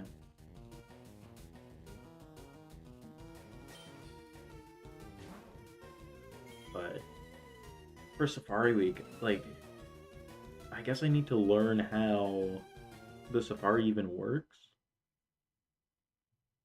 Because I've never really tried to pay attention to that.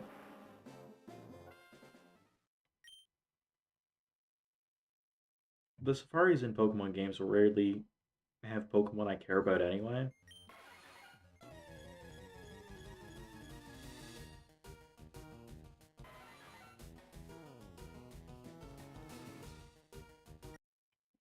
So I just never felt like there was a point.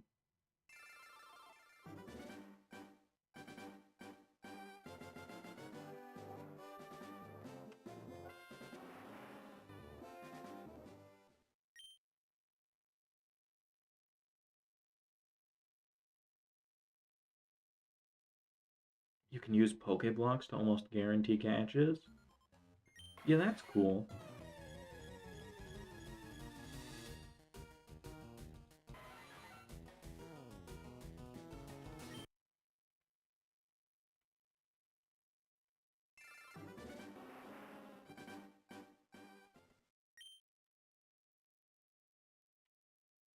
I hope the Hoenn games come out on Switch soon. So many of those Pokemon that I want to shiny hunt.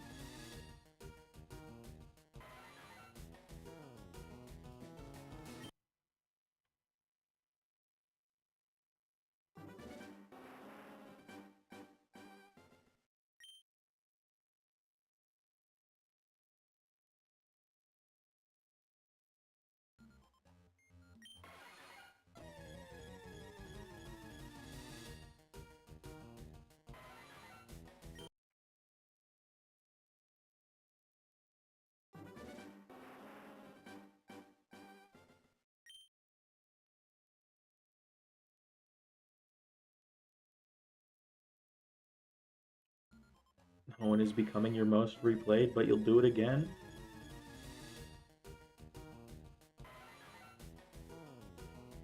Well, they're good games, right? I feel like they're a lot of people's most replayed. That feels like the number one game that people go back to these days.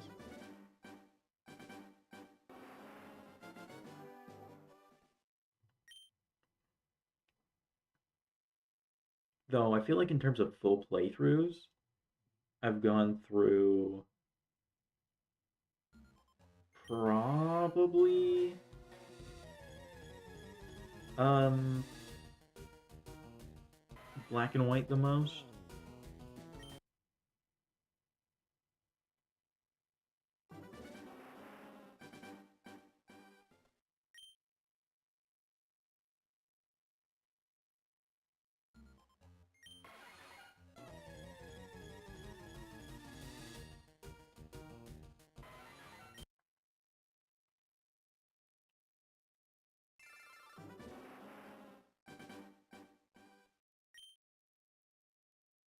Though I've played through Gen 7 a lot. But that's because for some reason I have 2 copies of Sun and 2 copies of Moon. So I just ended up playing all of them.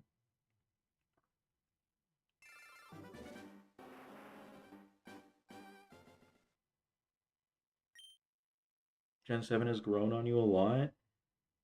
Yeah, like every time I look back at Gen 7, I always think of it as really good. Like it was a lot of fun. I think it was definitely flawed, but I like a lot of what they did. I just think it's whenever a Pokemon game has a lot of differences to the previous one. Like Black and White didn't have the previous Pokemon, and Sun and Moon didn't have gyms, right? It's things like that that cause a lot of backlash. Ultra Sun and Ultra Moon doesn't replace the OGs.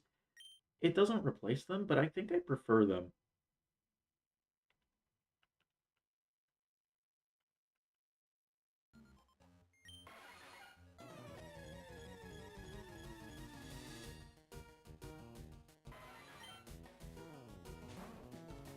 Though I remember uh, Ultra Sun was the first Pokemon game I ever actually completed the dex in.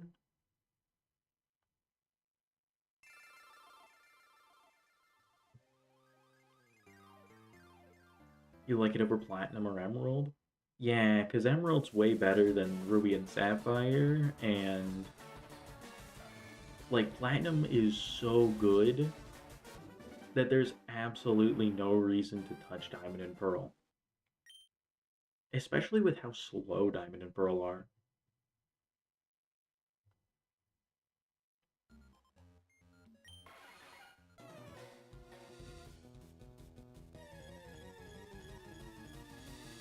We don't talk about Diamond and Pearl?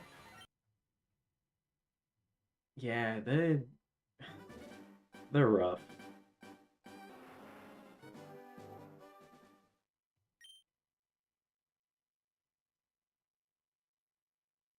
Like, whose great idea was it to just not include fire types?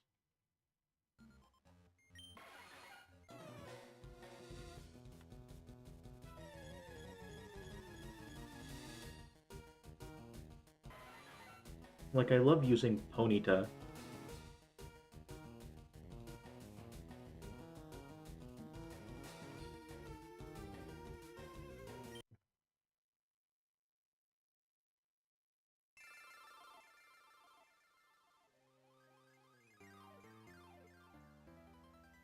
Masuda chose the 150 dex limit.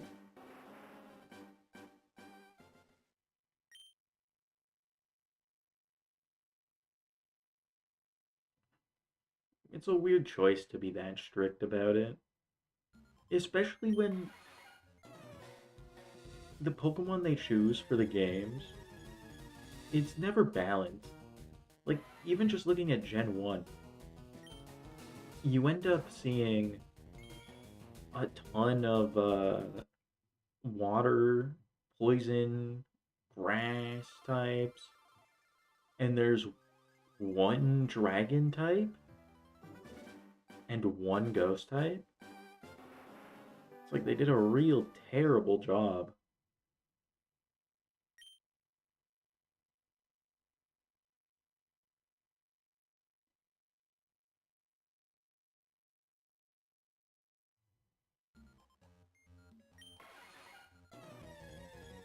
Gen 1 love started in Gen 4. Yeah,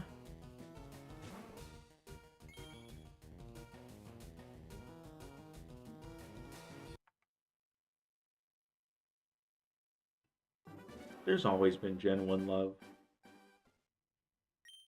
from so many people. I remember back in the day on YouTube, like people used to be insulted, or like people used to throw around the term Gen 1er as an insult. It was so funny back like 15 years ago.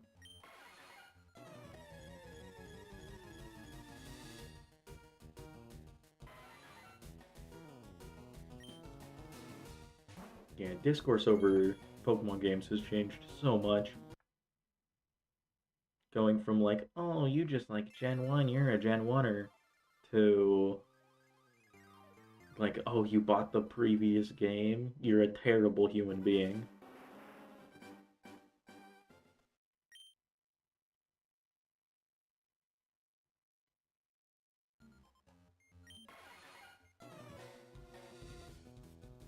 ZA makes me remember when people had elitism when XY came out. Yeah. Yeah, over the shinies. Well, there would have been elitism for Black and White too, because that was when they introduced the shiny charm, right?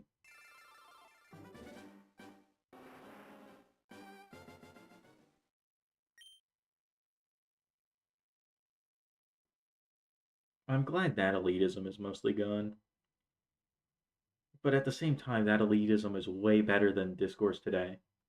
Like, I hear people sometimes talking about Pokemon games in the same way I hear people talking about the Epstein files. It's ridiculous.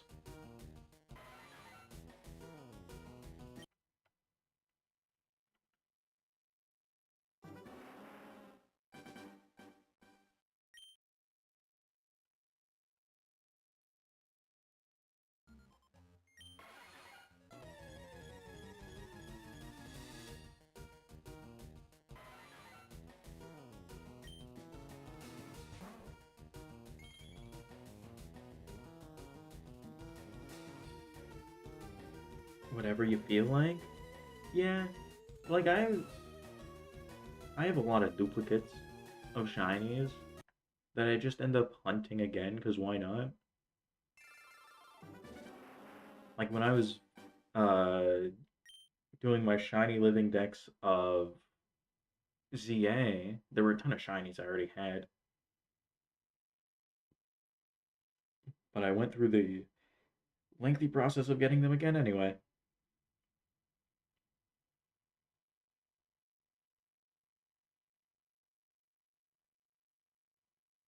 It's all about the mood.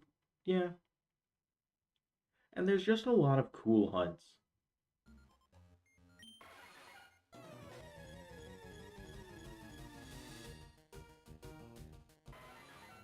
Right? Like it would probably be easier for me to hunt a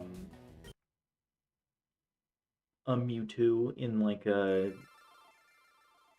in maybe Ultra Sun in the wormhole. But it's so much cooler to get Mewtwo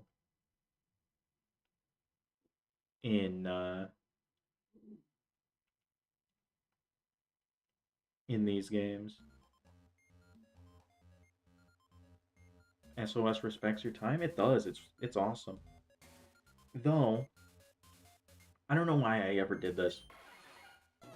Like I'm happy I did this at one point, but I don't know why I ever did. I found the Bagon and SOS hunted for a shiny level 10 Salamence.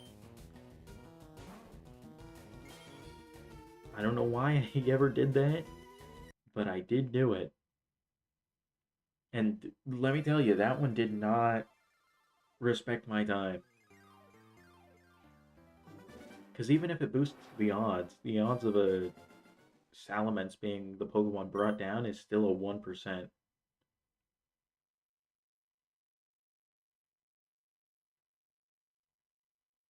Didn't know you could disable the cutscene to like 6k in. Well, I'm just gonna say I didn't know you could disable the cutscene.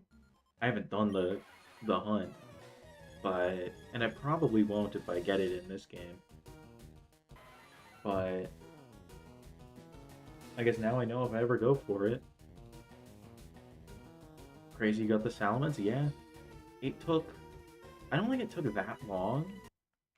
So I must have got really lucky. I forget how many encounters it was.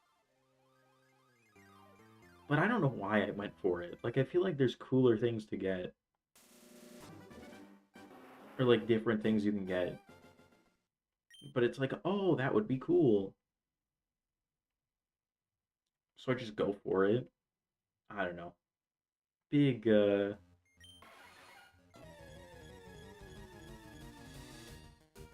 big waste of time if it actually took the expected amount of time for it. Though I've done that a lot, where I just start a hunt that's gonna take forever, and I get it in like a couple hours. I did that uh, on Leaf Green a few years ago when I got it physically, and I got Squirtle in like 123 encounters. Yeah, that kind of thing, it's weird, but it's like I'm never punished for going for a hunt. Though I don't know if I should say this now, right? It's like I'm jinxing it, and this Zapdos is gonna take like 300,000 encounters or something.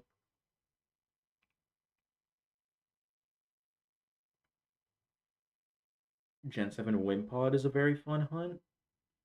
Um, I don't know if I'll go for it, because I'm sure to get one when I go through the Legend Z ADLC and complete all of that, right? So maybe I'll do it at some point.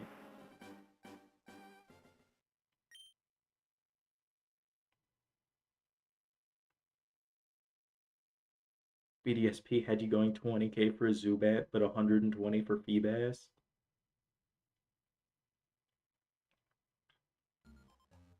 Yeah, I've never done any big hunts in BDSP. I think the only shiny hunting I've done in BDSP was with the Poke Radar,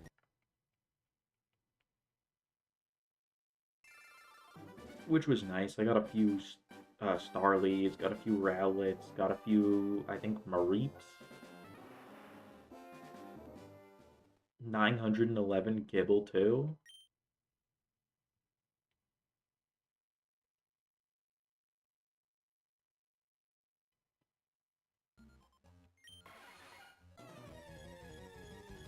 Yeah. Well, that's the fun about shiny hunting, is it's random. You don't know when you're gonna get it.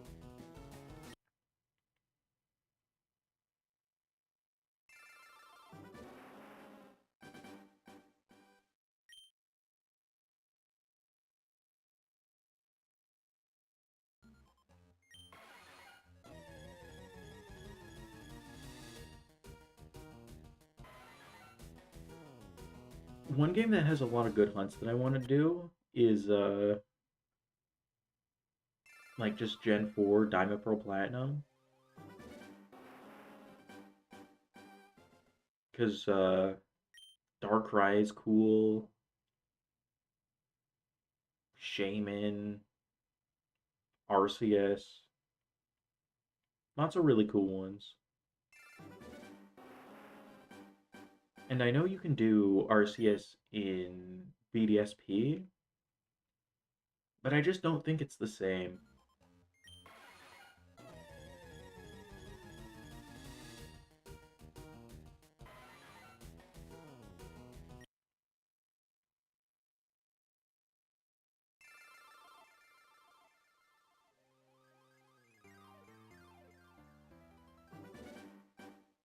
Oh, you did a full odds playthrough?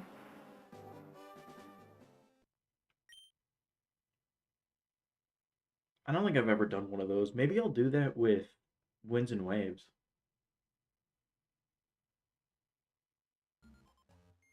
Right? Just hunt the new Pokemon. Because I already plan on only using new Gen 10 Pokemon in Winds and Waves. So maybe I'll go for a shiny only. Or maybe that'll be my second playthrough.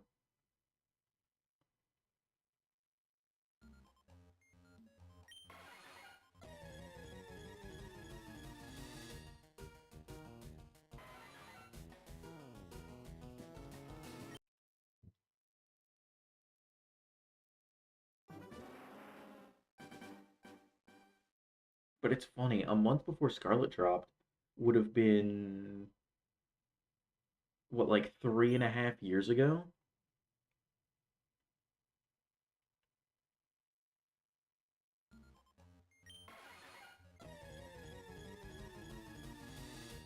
It's been so long.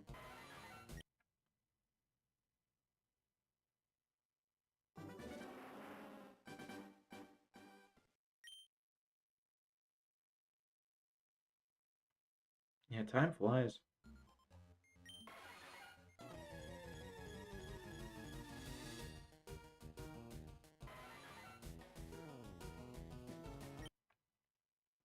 Yeah, one thing I noticed is I started using the internet way too early in my life because now I see anything from back when I was young and it's like 15 or 16 years ago and it's like, "Oh my God."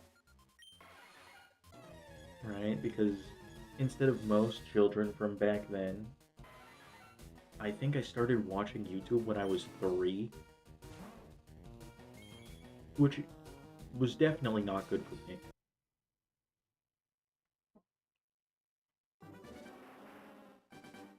Yeah, that could not have been good.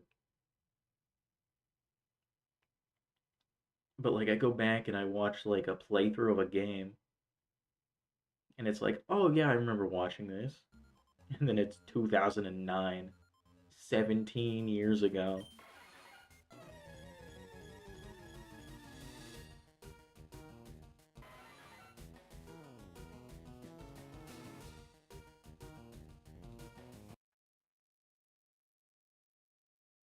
You first saw YouTube in like 2007 and it was a Lego McDonald's video.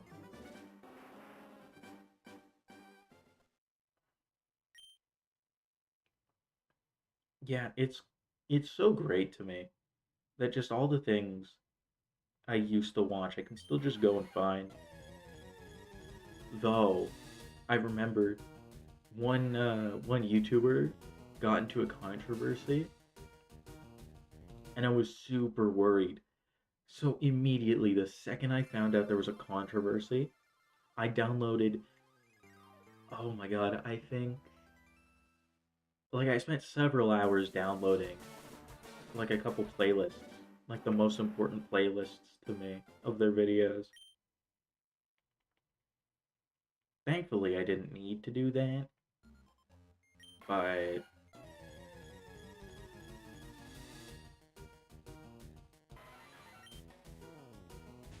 don't know. I don't want to just ignore it and then regret it when I can't find the videos later.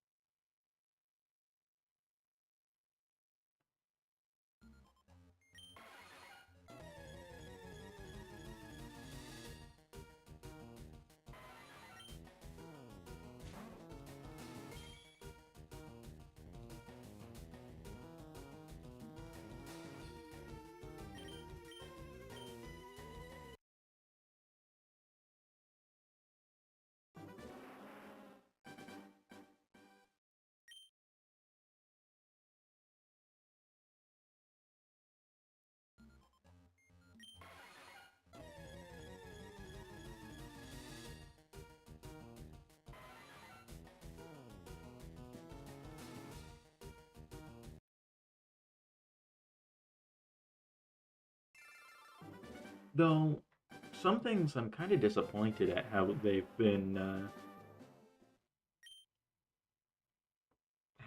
run. Like I spent so much time on Roblox when I was younger, and I go back to it now every once in a while, and it's always terrible. Like it used to be so good, it used to be so fun, and now it's just crap, just sludge.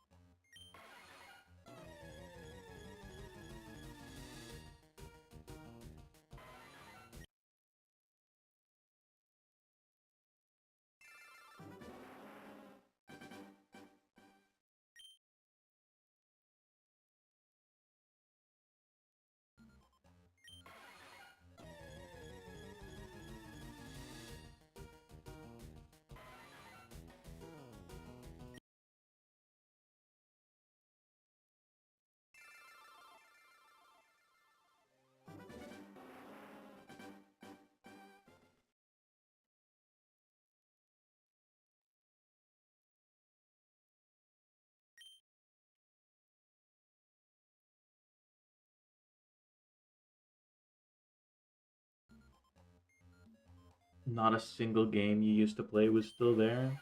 Yeah, it's a lot of it is like anime games now, which is really weird to me because I feel like that doesn't really suit the demographic.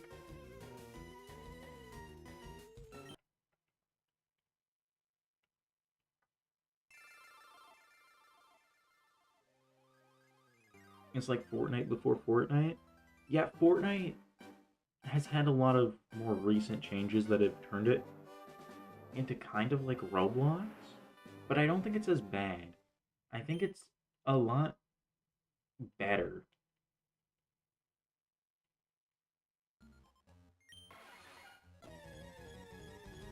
And I assume a lot better for the children, seeing as there's just a ton of pedophiles on Roblox. It's like I hear about a new case of one of those every like month or so. It's horrible.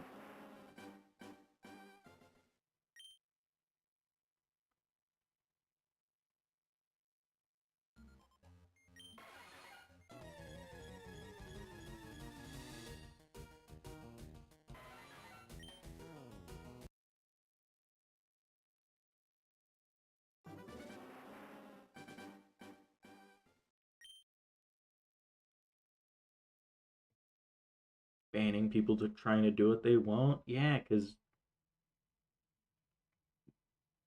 it makes them look bad to get publicity around people doing bad on the platform, even if they're being caught.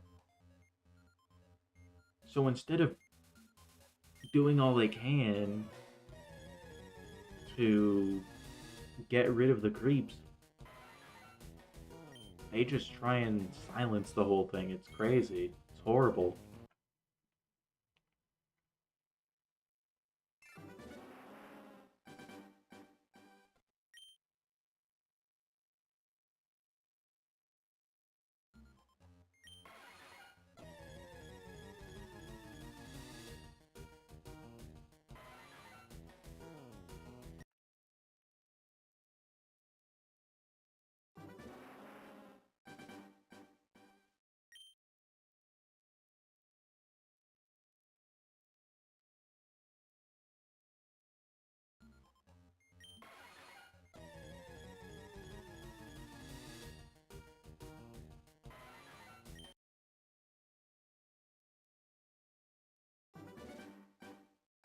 During COVID, there was a statistic that half of Americans from 7 to 16 played.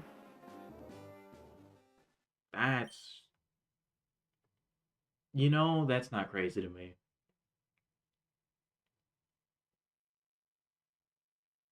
Yeah, that's not crazy to me at all. Because I remember what I was doing then.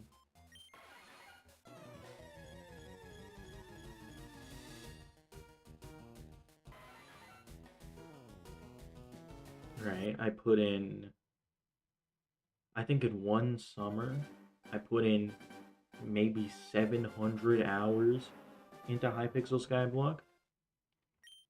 Like, I was an absolute degenerate. I was playing like 10 hours a day, maybe more.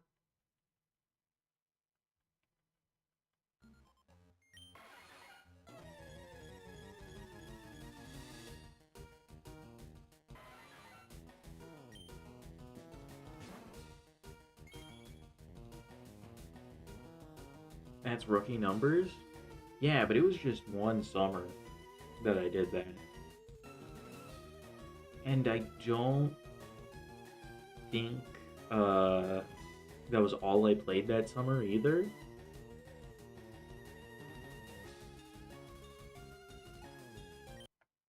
Good taste? Hypixel Skyblock? Hell no. Every single second I have in Hypixel Skyblock is 100% wasted time. Like, that is not time I'm getting back. That is time that I was sitting in front of sugarcane or something, just holding A and spacebar for hours.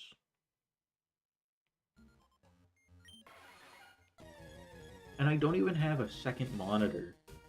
Or I do, like, I have a TV now. But I didn't have any second monitor back then, so I couldn't even just put, like, thinking Bed Wars? No, this was Skyblock. So I couldn't even, like, put, like, a show on the side. It was just sitting in front of sugarcane.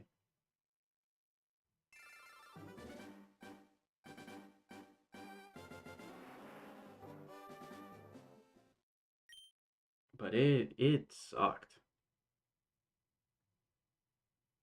Yeah, it was horrible.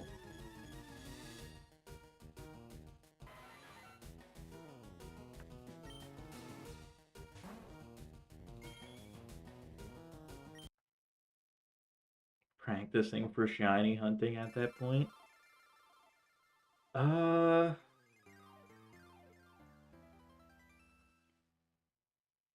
I don't think so. I don't think it was practice for shiny hunting. Because the issue with Hypixel Skyblock is there's items in there that are like on their own 1 in 8,000 items, right? Like there's tons of stuff that's rarer in that game. And it's not even cool. Like there's nothing cool about it.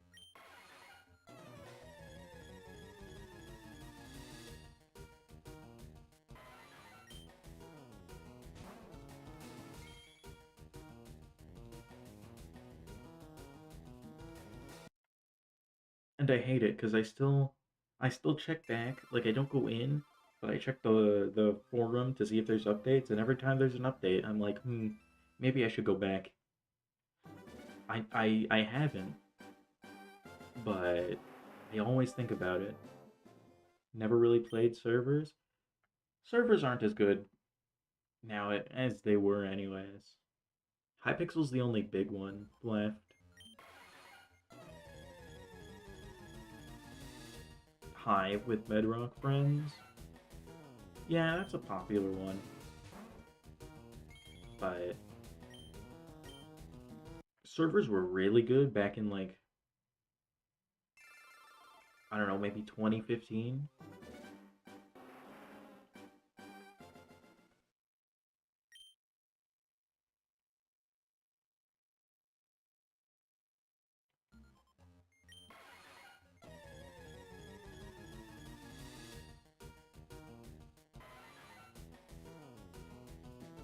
But a lot of my Minecraft playtime is with mods.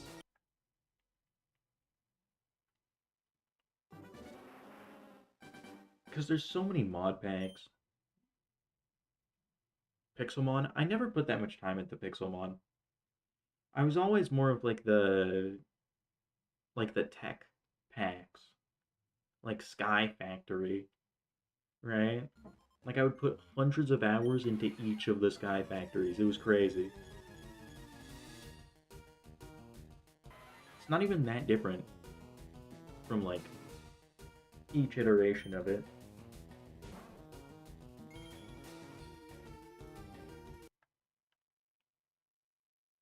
Usually just vanilla.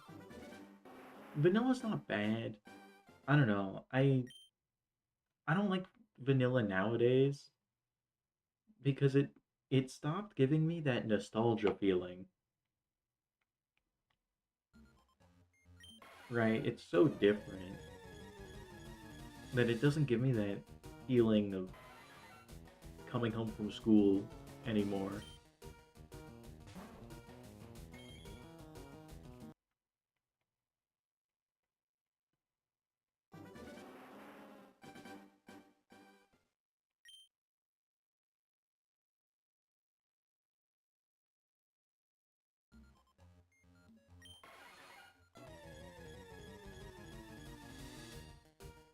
Playing older versions, I understand doing that, but I don't know. What usually ends up happening is I go once in a while, uh open the launcher and just open whatever the newest version is, realize, this isn't giving me the nostalgia, and then just do something else.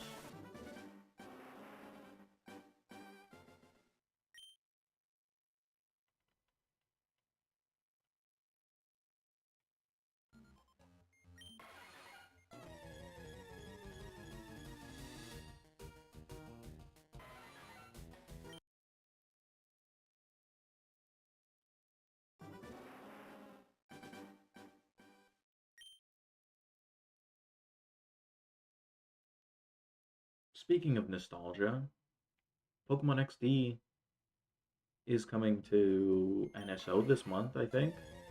I don't know when, but I think it said March.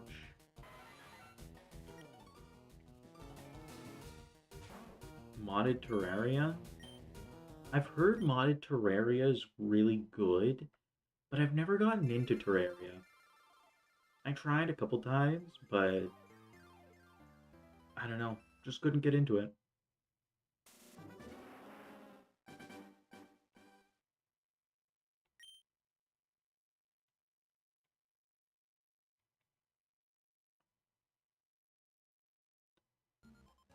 One of the people that think GameCube games are overhyped so bad,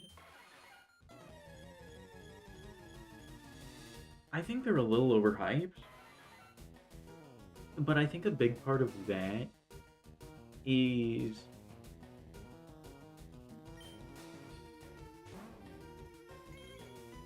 half the game is the final dungeon.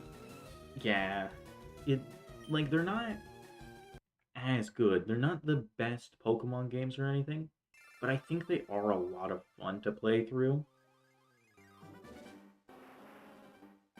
And just GameCube games in general, they get a lot of hype. I think for the same reason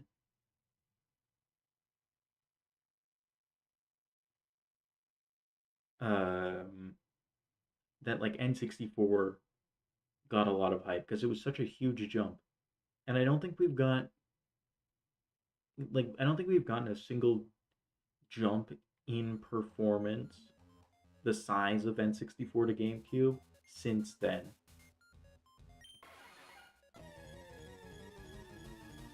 People that never played them give their opinion. I swear that's happening to Heart Gold Soul Silver right now. Um, People give their opinions on everything. Like I've seen people say Heart Gold Soul Silver aren't good, which is crazy to me.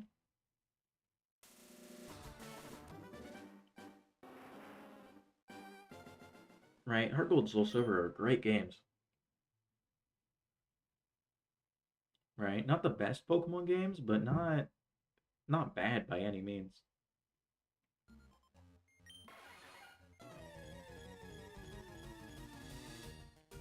You played Puzzle League on the 64 often.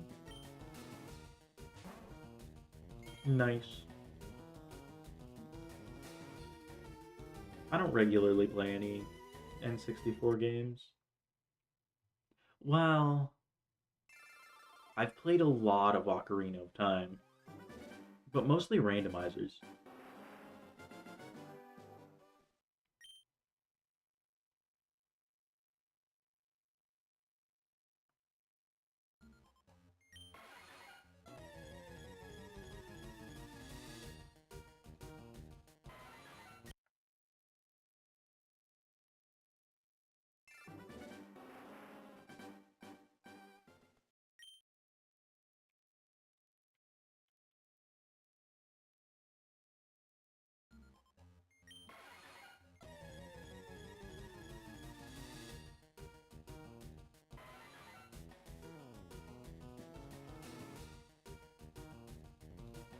Yeah, I think OG Gen 2 is really good.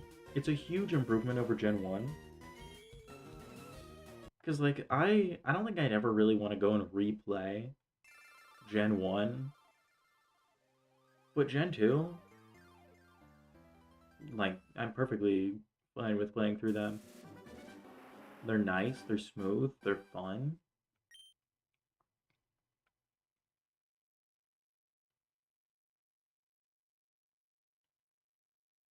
But I don't think any Pokemon game is gonna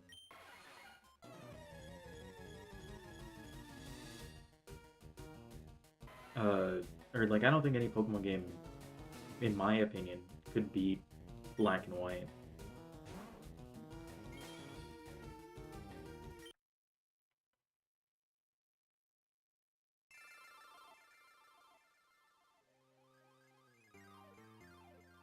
Gen 1 is like a side quest for Gen 2. That's fair. I don't know. I've never played it with anything. The only time I've ever played Gen 1 was back when Yellow came out on the 3DS. And while I had fun with it, I just I don't know. I don't want to play it again.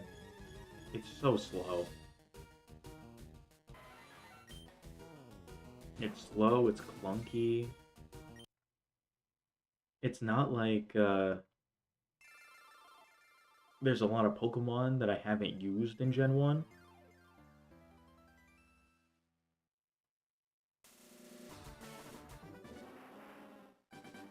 Gen 5 Rustling Grass? Yeah, I liked it. But then again, I'm just gonna say that I liked everything about Gen 5.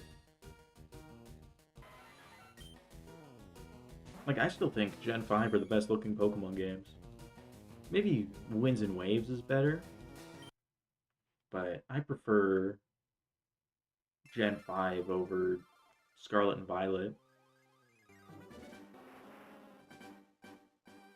Wild Metagross and Dragonite are cool. Uh, yeah, definitely like crazy. Because if you don't already know it's there and you see it, it's a huge shock.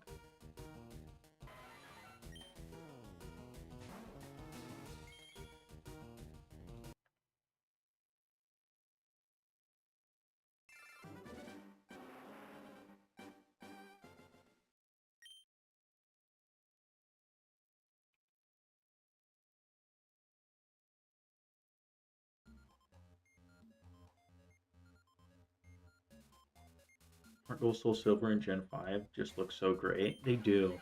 They really do.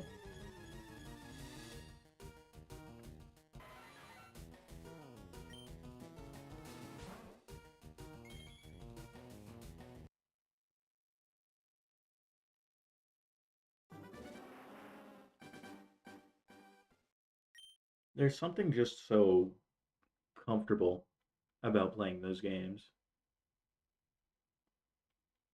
Love the Gen 3 Pokemon sprites a lot. I think some of them are good, but for some reason, a few of them feel like they're Gen 2 sprites. or like feel like they're like an in-between. Um, it's mostly based off the colors they end up using, but it's weird.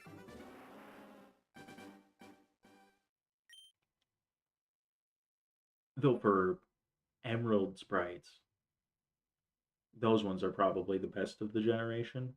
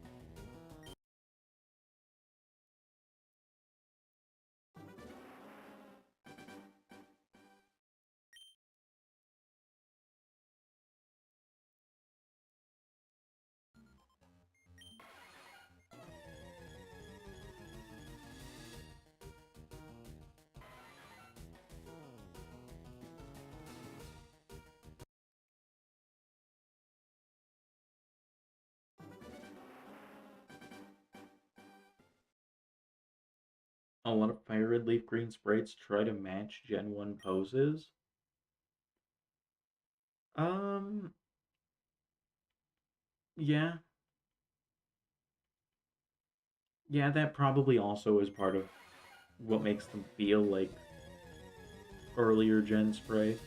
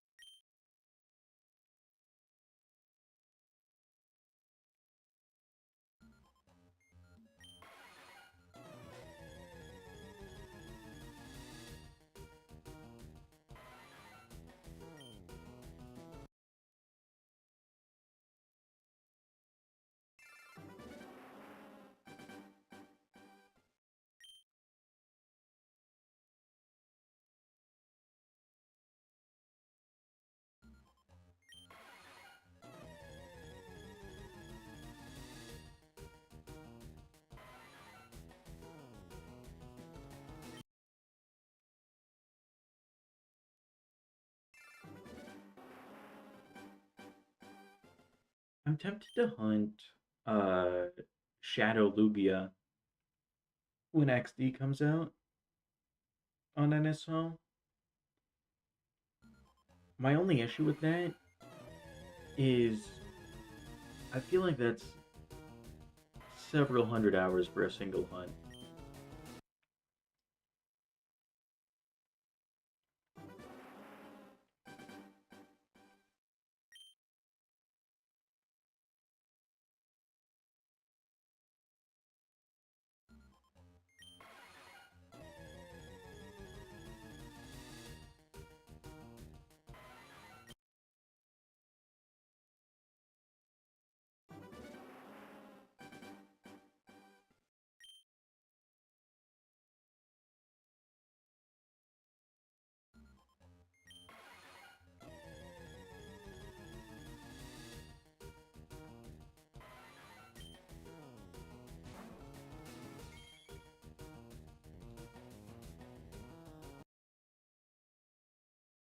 Okay, last encounter today, because it's after midnight now.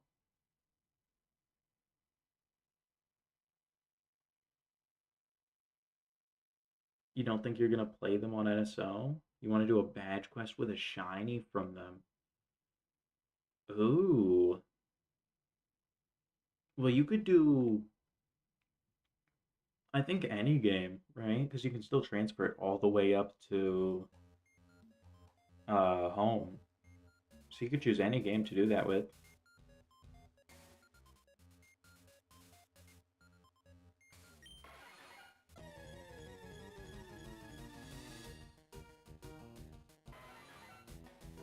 Not a badge quest, a ribbon. Oh,